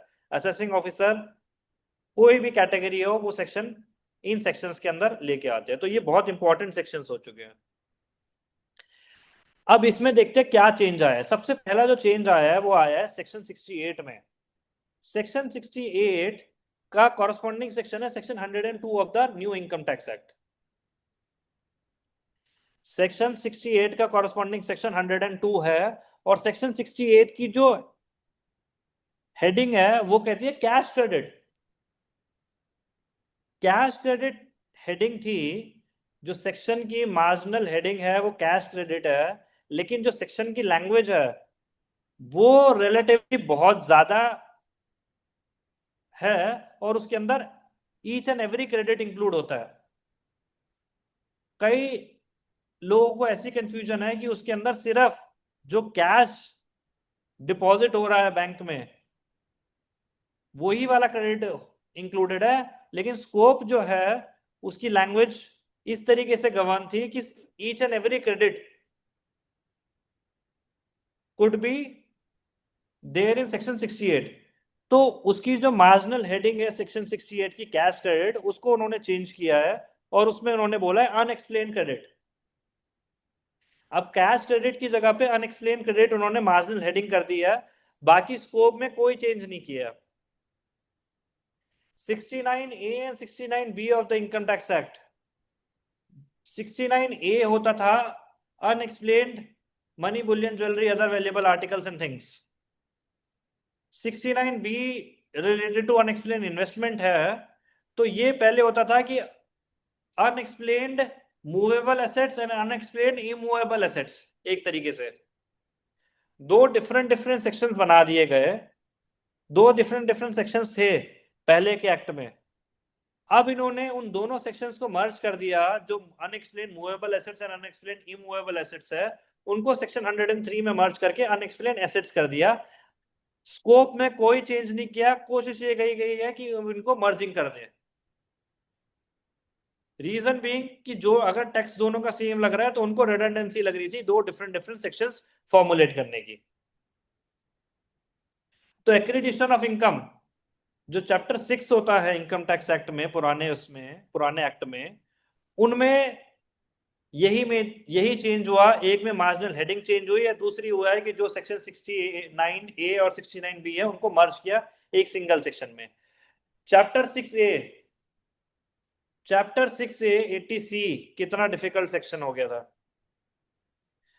आधे से ज्यादा प्रोफेशनल ने कभी 80C खोल के देखने की हिम्मत भी नहीं करी गई, सिर्फ नेट के थ्रू, गूगल के थ्रू सर्च करके कोशिश करते हैं कि क्या ये सेक्शन 80C में आ रहा है कि नहीं आ रहा, क्या ये डिडक्शन 80C में आ रहा है कि नहीं आ रहा, क्योंकि उसमें इतनी कॉम्प्लेक्सिटीज आ गई थी। सेक्शन 123 जो नए एक्ट में डेवलप हुआ है उसमें इन्होंने एक टेबुलर फॉर्मेट में शेड्यूल 15 डेवलप किया और उसके अंदर सारी की सारी डिडक्शंस जो अवेलेबल है वो डाली। मैं अगर आपको दिखाऊं सेक्शन 123 जो सेक्शन 80C है, सेक्शन 123C जो सेक्शन 123 जो 80C के कॉरस्पॉन्डिंग सेक्शंस है, इसमें है deduction in respect of certain payments. इसमें इन्होंने क्लास ऑफ पर्सन में ऊपर डिफाइन कर दिया गया और ये बता दिया गया 1.5 लाख से ऊपर का, बाकी सारी जो चीजें हैं वो शेड्यूल 15 में डाल दी गई है। ये बस इतना सा सेक्शन है।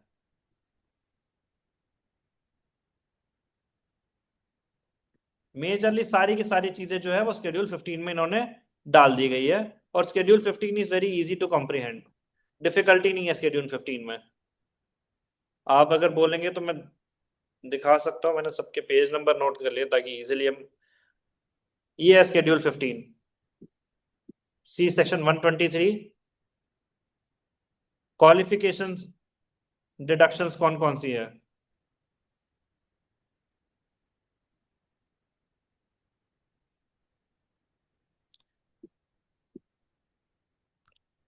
तो अब जो हमें सेक्शन 80C जो इतना कॉम्प्लेक्स बना दिया गया था उस सेक्शंस को इन्होंने स्केड्यूल के अंदर इंपार्ट करने की कोशिश करी, शेड्यूल 15। बाकी सर्टेन और इतने सारे सेक्शन थे जो रिडंडेंट हो गए थे। जो सेविंग एंड रिपील क्लॉज था वो ऑलरेडी इनकम टैक्स एक्ट में है, सेक्शन 536 जो नया एक्ट है वो already saving and repeal clause deal करता है कि जो भी पुराने बिफोर 1 अप्रैल 2026 से पहले वो पुराने एक्ट के हिसाब से एप्लीकेबल होंगे। और पुराने एक्ट में जो ऐसे प्रोविजंस है जिनको जो फेज आउट हो चुके हैं वो हटा दिए गए हैं, और अगर ऐसे प्रोविजंस हैं जो सनसेट हो चुके हैं लेकिन फेज आउट नहीं हुए हुए हैं अभी भी, उनको नए एक्ट में भी डाला गया है। सेक्शन 80G जो है, सेक्शन 80G में इन्होंने बहुत ही क्लियर बाइफरकेशन दे दिया गया है जो पहले नहीं था कि 50% कौन सी डोनेशन है और 100% कौन सी डोनेशन है। उनमें बाइफरकेशंस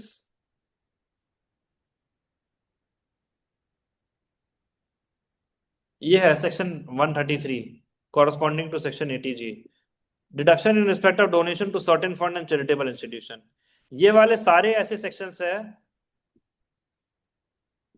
जिसमें 100% जितना सम पे किया उतना दे दिया है, और इसके नीचे के सारे ऐसे सबसेक्शन 2 में ऐसे वो है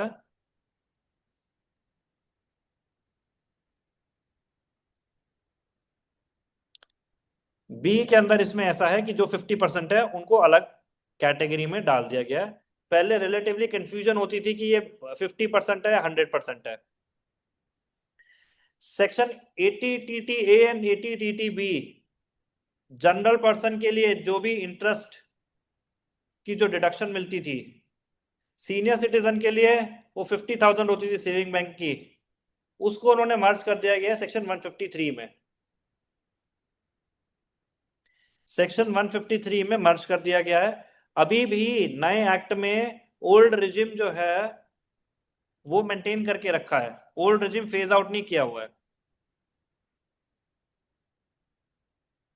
काफी ऐसे सेक्शंस है, because old regime phase out नहीं किया हुआ है, तो मेजरली जितने भी सेक्शन थे, section 80C, 80CCD, 80D, 80DD, 80DDB, ये सारे के सारे सेक्शंस नए एक्ट में है। ये कोई भी सेक्शन जो है वो एक्ट से निकले नहीं है। अब जो मेजर चेंजेस आता है वो आता है टीडीएस के प्रोविजंस में। टीडीएस के प्रोविजन जो है वो काफी कॉम्प्लेक्स प्रोविजंस हो गए थे चैप्टर 17B में। अगर कोई क्लाइंट हमें पूछ लेता था कि सर इसमें टीडीएस कटेगा कि नहीं कटेगा, बड़े बड़े चार्टर्ड अकाउंटेंट्स की हालत खराब हो जाती थी ये डिटरमाइन करने में कि एक्ट को खोल के देखने में। टोटल 69 सेक्शन से टीडीएस से रिलेटेड, सोचिए 69 सेक्शन सिर्फ टीडीएस से रिलेटेड ओल्ड एक्ट में, और उनको 13 सेक्शंस में मर्ज कर दिया गया है। सारे टीडीएस के सेक्शन 193 से लेके 197 कैपिटल ए तक के जितने सेक्शन से वो सेक्शंस हो गए हैं सेक्शन 393, मैंने आपको लिखवाया था। सेक्शन 393 सेक्शंस हो गए हैं। सेक्शन 393 के अंदर 43 सेक्शंस को मर्ज कर दिए गए। और अब 393 को इन्होंने कैसे बनाया? 393 को इन्होंने बनाया, 4 टेबल्स इन्होंने डाली, 4 टेबल डाली, और उस टेबल में बोला कि अगर रेजिडेंट पे कर रहा है तो ये टेबल है, नॉन रेजिडेंट है तो ये टेबल है, एनी अदर पर्सन अगर पे कर रहा है तो ये है टेबल। और एक और 4 टेबल डाली कि अगर ये इनकम है और ये कंडीशन फुलफिल हो रही है तो आपको टीडीएस डिडक्ट करने की जरूरत। तो जो टोटल 43 सेक्शन से वो अब एक ही सेक्शन डेवलप किया 393, और उसमें 4 अलग अलग टेबल डेवलप करी। मैं आपको दिखाऊंगा कि कैसे सेक्शन 393 को इन्होंने डेवलप किया गया है। अब ये ऐसी टेबल बनाई, and payment made to resident, अगर किसी ने पेमेंट रेजिडेंट को मेड करी है तो उन्होंने इस तरीके से क्लास बनाए हैं कि नेचर ऑफ इनकम क्या है, पेयर क्या है, और थ्रेशोल्ड लिमिट एंड रेट कितना है, कमीशन के लिए कितना है। कोई भी पॉलिसी चेंज नहीं किया है। जितने पहले 43 चीजों में टीडीएस डिडक्ट होता था, कोई भी ऐसी टीडीएस ऐड नहीं किया, या कोई भी ऐसा टीडीएस जो पहले डिडक्ट करना था उसको डिलीट नहीं किया, सारे के सारे वो सेम ही रहे हैं। रेंट के लिए कितना है। अब इसमें इंपॉर्टेंट चीज क्या आ जाती है, इसमें इंपॉर्टेंट चीज ये आती है कि अब हम अपनी जब टीडीएस की रिटर्न भरेंगे तो पहले हम सेक्शन में लिखते थे, उसमें सेक्शन 194A या 194C, 194J, 194H। अब वो कैसे होगा, जो मेरा आइडिया, बिकॉज अभी तक इनकम टैक्स, अच्छा इनकम टैक्स रूल्स जो 1962 है उससे कॉरस्पॉन्डिंग रूल्स अभी तक गवर्नमेंट ने नहीं इनकॉर्पोरेट किए हैं। इनकम टैक्स एक्ट आ गया, इनकम टैक्स रूल नहीं आए हैं, और इनकम टैक्स रूल्स जब आते हैं उसके बाद जो फॉर्म्स है वो डेवलप होते हैं। जो हमारे फॉर्म होते थे कि 26Q हो गया, 24 हो गया, या 27EQ जो टीसीएस से रिलेटेड है, ये फॉर्म्स नए नए डेवलप होंगे। बट मेरा जो आइडिया कहता है वो ये कहता है कि अब आगे चल के हमें टेबल डालनी होगी कि table payment to resident, and उसमें सीरियल नंबर मेंशन करना होगा कि कमीशन एंड ब्रोकरेज का सीरियल नंबर ये है, रेंट का सीरियल नंबर ये है। उस हिसाब से हमें टीडीएस की जो रिटर्न भरनी होगी वो ऐसे भरनी होगी, इवन दो अभी तक फॉर्म्स एंड रूल्स नहीं आए हैं इनकम टैक्स के। जो 194A है वो इंटरेस्ट इनकम जो है वो सीरियल नंबर 5 है, तो हमें सीरियल नंबर 5 टीडीएस की रिटर्न में भरना पड़ेगा टू डिटरमाइन करने के लिए कि कैसे हम स्पेसिफाई करेंगे। तो ऐसे ऐसे इन्होंने टेबल्स फॉर्मुलेट करी है, टोटल 4 टेबल फॉर्मुलेट करी है, एक रेजिडेंट को पेमेंट करने के लिए, दूसरी नॉन रेजिडेंट को पेमेंट करने के लिए। ये सारी टेबल है जो नॉन रेजिडेंट को पेमेंट करने के लिए, तीसरी एनी पर्सन को पेमेंट करने के लिए। इसके अंदर कंफ्लिक्ट नहीं आएगा, इसके अंदर कभी कंफ्लिक्ट नहीं आएगा जो रेजिडेंट को पेमेंट करने के लिए, नॉन रेजिडेंट को पेमेंट करने के लिए। अगर अगर हमारा उस स्पेसिफिक पर्सन में आ रहा है तो हमें पहली 2 टेबल को ही यूज करना है। मैंने वैसे इसको पढ़ के देखा, इसमें मेजरली कोई कंफ्लिक्ट नहीं है, सारी distinct and separate income show हो रही है। टेबल नंबर 4 कहता है कि आपको कब कब टीडीएस नहीं काटना, तो इसमें ये आपको ये बताता है कि ये सोर्स ऑफ प्रोविजंस है और ये कंडीशन है, तो फिर आपको टीडीएस नहीं डिडक्ट करना। जैसे फॉर एग्जांपल कमीशन है या ब्रोकरेज है, अगर वो पेबल बाय बीएसएनएल और एमटीएनएल है तो आपको टीडीएस डिडक्ट नहीं करना है उनको। तो इस तरीके से इन्होंने 4 टेबल में बहुत ही अच्छी तरीके से जो टीडीएस के प्रोविजंस है उनको सिंप्लीफाई करने की कोशिश करी है। मेरे को लगता है कि ये जो 2025 का एक्ट है, मेरे को लगता है ये presentation wise is way way more better than the earlier act. हमें एज अ प्रोफेशनल हो सकता है डिफिकल्टी आए शुरू में, क्योंकि हम अक्लेमेटाइज से हम यूज टू थे ओल्ड एक्ट के लिए। लेकिन जो लोग नए लोग इस प्रोविजन में प्रोफेशन में आना चाहते हैं, एंड ओल्ड लोगों के लिए भी, हमारे जैसे लोगों के लिए भी, अगर हम इसमें थोड़ा सा ध्यान दें तो ये जो प्रोविजंस है ये way better than old act है जो प्रेजेंटेशन वाइज है। तो कई लोगों का ऐसा मानना था कि जो नया एक्ट आया है उसमें कोई पॉलिसी चेंज नहीं आया है, गवर्नमेंट ने वही का वही रेगुलेट कर दिया गया है। लेकिन अगर आप इसको खुद से इंटरेस्ट लेके खोल के देखेंगे then you will automatically realise कि हाँ, ये इस तरीके से प्रेजेंटेशन जरूरी थी जितनी कॉम्प्लेक्सिटी थी। ऐसे ही टीसीएस के लिए जो 206 कैपिटल सी था, अब उसके लिए एक ही टेबल है 394 में, section 394 of the new act. और जो मेजर प्रोविजंस थे जैसे 197 लोअर डिडक्शन सर्टिफिकेट है, वो 395, उसके लिए separate independent and distinct sections बना दिए गए जो पहले भी थे। Processing of return 200 capital A में वो 399 कर दिया गया है। धीरे धीरे जैसे जैसे हम इस एक्ट में आएंगे we will get acclimatized to the new sections. ये मुझे नहीं लगता कि कोई बहुत ज्यादा डिफिकल्ट चीज है।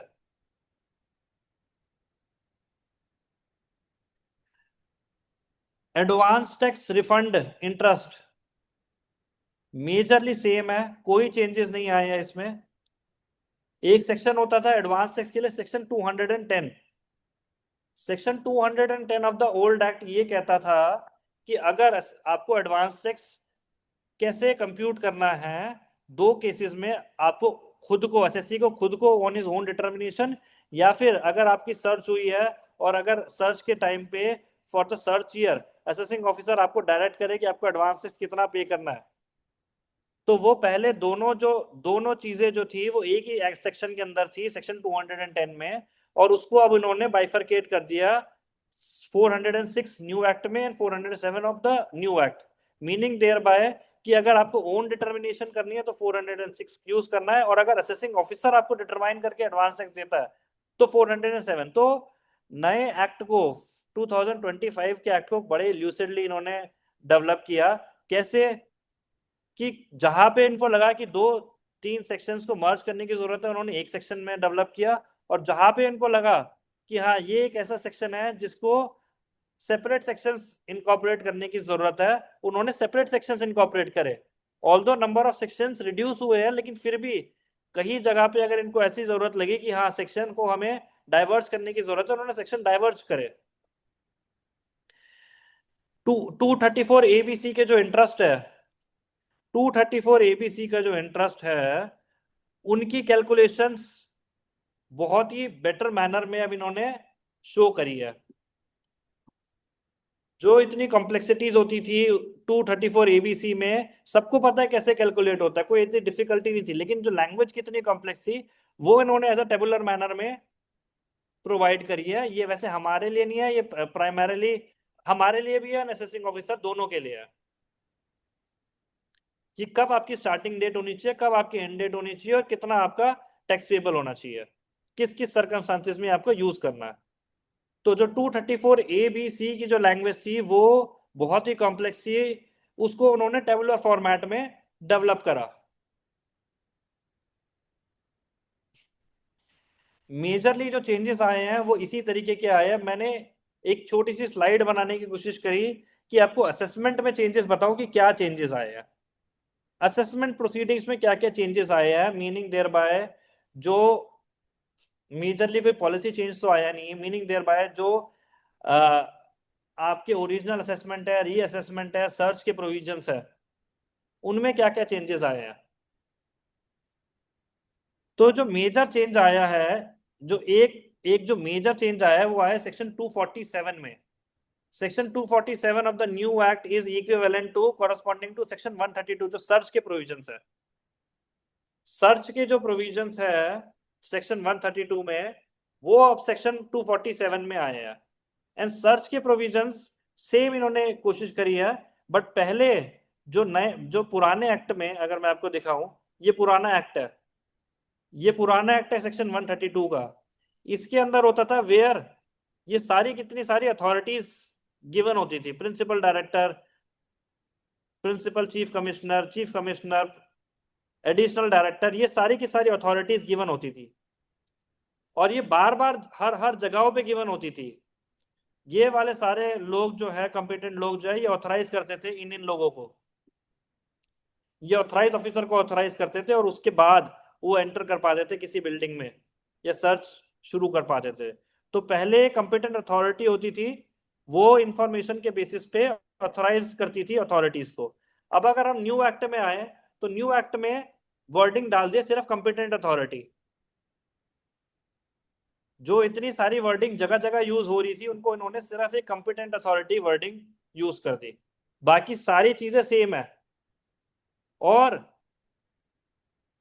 उसके बाद इन्होंने ऑथराइज अथॉरिटी, जो यहाँ की ऑथराइज अथॉरिटी है, वो उन्होंने ऑथराइज अथॉरिटी लिखा, और ये कॉम्पिटेंट अथॉरिटी इन्होंने कहाँ डिफाइन कर दिया, ये जो कॉम्पिटेंट अथॉरिटी है इन्होंने सेक्शन 261 जो कि इस वाले चैप्टर से इंटरप्रिटेशन में डील करता है, 261 में इन्होंने बोला कि ये कॉम्पिटेंट अथॉरिटी मींस ये सारी अथॉरिटी जो पहले वाले एक्ट में गिवन थी। तो जो पहले एक्ट में कॉम्पिटेंट अथॉरिटी को उन्होंने हर जगह जगह मेंशन किया था, अब इन्होंने वहां पे सिर्फ एक सिंगल वर्ड लिखा कॉम्पिटेंट अथॉरिटी या फिर ऑथराइज ऑफिसर, और वो इन्होंने यहाँ पे डिफाइन कर दिया गया। ये मैं आपको चेंजेस बता रहा हूँ कि क्या इनका पर्पस था ऐसा करने का, आपको शो कर रहा हूं। एसेट की डेफिनेशन जो पहले जहां पे हर जगह पे लिखा होता था एनी मनी बुलियन ज्वेलरी और अदर वैल्यूएबल थिंग और article held in physical form, उन्होंने वहां पे सिर्फ एसेट लिख दिया, और एसेट को उन्होंने बोल दिया कि आप इंटरप्रिटेशन का जो सेक्शन है सेक्शन 261 जो इस चैप्टर से इंटरप्रिटेशन करता है, आप वहीं पे देख लीजिए। बार बार इन्होंने money bullion jewellery other valuable articles and things नहीं लिखा। इस सेक्शन के अंदर एक जो मेजर चेंज आया है वो मैं बस आपको रिफ्लेक्ट कर देता हूं, वो आया है सेक्शन 261 में ही। सेक्शन 261 में ही वो चेंज ये कहता है कि जो कंप्यूटराइज रिसोर्सेज है,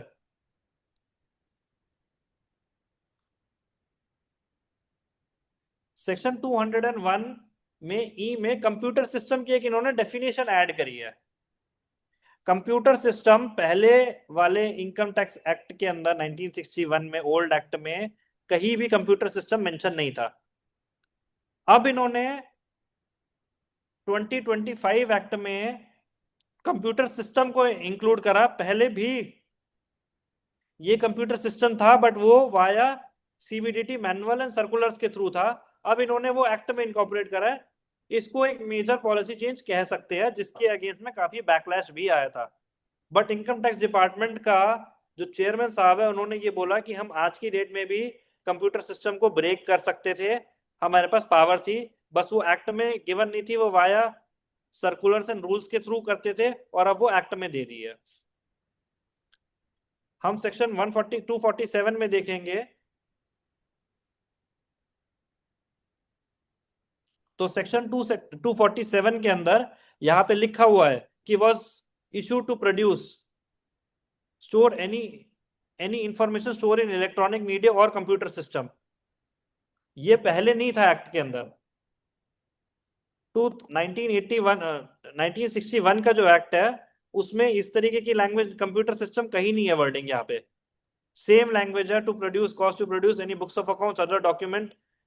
ऐसे यहाँ पर भी यही है, any books of accounts, other document, और यहाँ पे ये इंफॉर्मेशन और ऐड कर दी, any information stored in electronic media and computer system.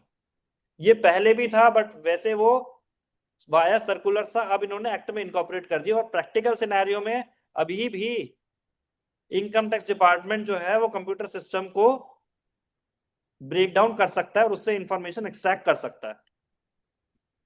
पहले कंप्यूटर सिस्टम की डेफिनेशन नहीं उन्होंने डिफाइन करी थी, तो कंप्यूटर सिस्टम को वो मानते थे कि आईटी 2013 जो एक्ट है, इंफॉर्मेशन टेक्नोलॉजी 2013 एक्ट है, उससे ले लेते थे। अब इन्होंने कंप्यूटर सिस्टम की डेफिनेशन इनकम टैक्स एक्ट में डिफाइन कर दी है। वो जो डेफिनेशन है जो आईटी एक्ट में और इनकम टैक्स एक्ट में, वो मेजरली सेम है। मैंने डेफिनेशन दोनों की चेक करी, मुझे उसमें डिफरेंस नहीं दिखा ज्यादा। बस ये था कि वो पहले कोर्ट वहां से लेती थी, अब वो विद इन द एक्ट ले लेगी। तो मेजरली सारी चीजें सेम है। एक्ट को ल्यूसिड बनाने के लिए इन्होंने डेफिनेशंस हर चैप्टर में डाली है। कंप्यूटर सिस्टम इन्होंने सर्च एंड सीजर के प्रोविजंस में ऐड करे हैं, जो कि पहले वायर रेगुलेशंस के थ्रू थे। और जैसे जिन लोगों को थोड़ा अगर असेसमेंट के आइडिया है, सेक्शन 153A से लेके सेक्शन 153D ओल्ड एक्ट में जो था, जो 2021 तक ही एप्लीकेबल था सर्च के लिए, जो आगे चल के चैप्टर 158 सेक्शन 158BA बन गया था, बी में डेवलप हो गए थे, वो वाले सारे प्रोविजन ओमिट कर दिए गए, क्योंकि वो सनसेट क्लॉज से भी हट गया, फेज आउट हो गया। सेक्शन 153 के अंदर सारी टाइम लिमिट थी।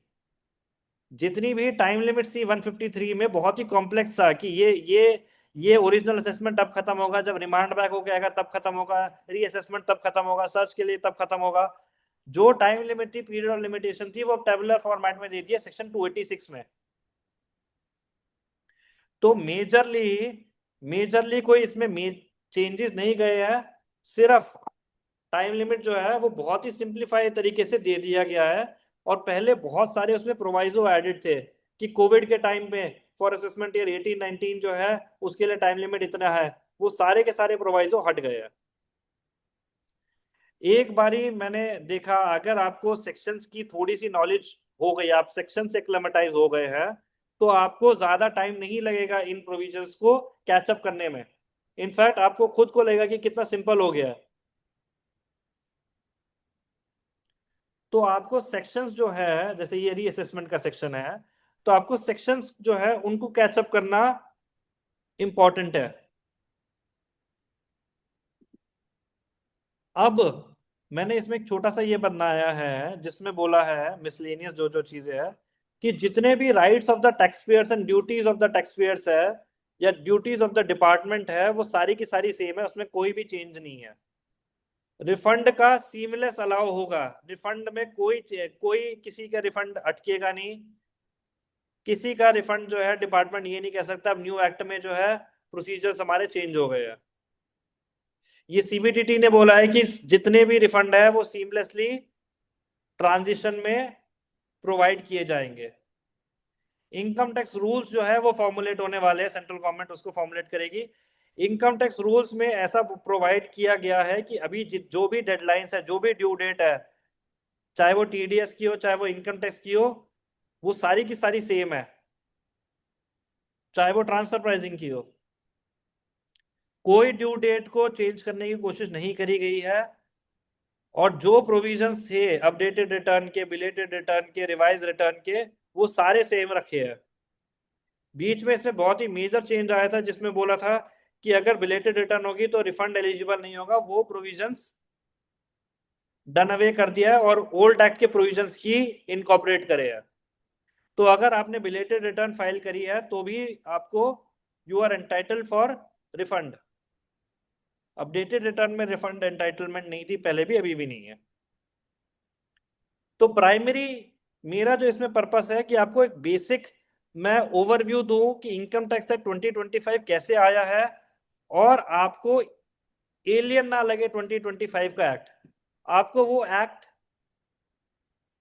ऐसा लगे कि ठीक है, हमें एक बार अगर सेक्शंस में थोड़ी ग्रिप हो गई है तो we can easily see it, और अब आपको थोड़ा सा इंटरेस्ट डेवलप हुआ होगा मेरे इस सेशन से। और आप अब इनकम टैक्स एक्ट 2025 चाहे अभी नेट से पढ़िए, चाहे आप एक्ट डाउनलोड करके उसको देखिए, और अगर किसी की प्रैक्टिस स्पेसिफिक है जो वो स्पेसिफिक प्रोविजंस यूज करते हैं, उन प्रोविजंस को तो प्लीज कंपेयर कीजिए, आपकी खुद की अंडरस्टैंडिंग भी डेवलप होगी।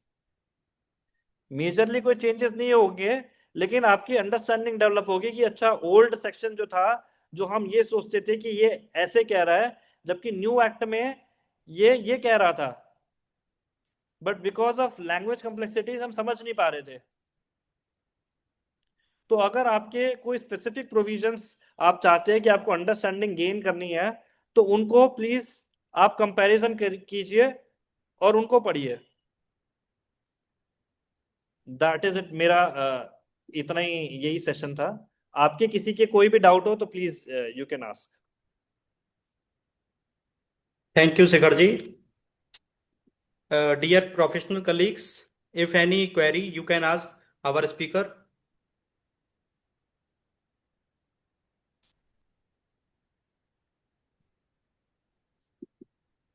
ठीक है मनीष जी, क्वेरीज जो है वो लोग राज चावला सर को भी सेंड कर सकते हैं।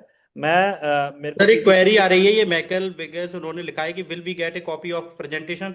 हाँ जी हाँ जी, मैं सर के साथ शेयर करूंगा, राज चावला जी के साथ शेयर करूंगा। और मैं भी यही बोलने वाला था कि मैं प्रेजेंटेशन शेयर करूंगा सर के साथ, और वो सबको प्रेजेंटेशन दे देंगे। ये प्रेजेंटेशन मैंने खुद ने डेवलप करी है। मैंने किसी एआई का यूज नहीं करा, मैंने थोड़ा खुद इसको रीड कर करके कोशिश करी, क्योंकि एआई के थ्रू जब प्रेजेंटेशन आई थी उसमें काफी डिफेक्ट्स मेरे को फाइंड आउट करे। तो मैं प्रेजेंटेशन डेफिनेटली सर को शेयर कर दूंगा। Thank you sir. ठीक।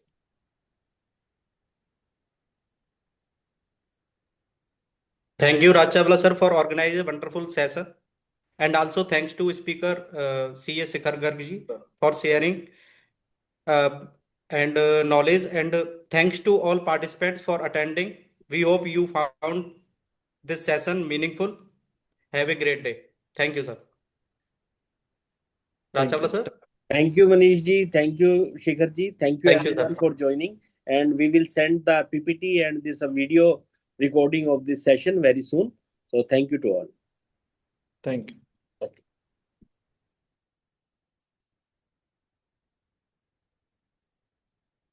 So, ये तो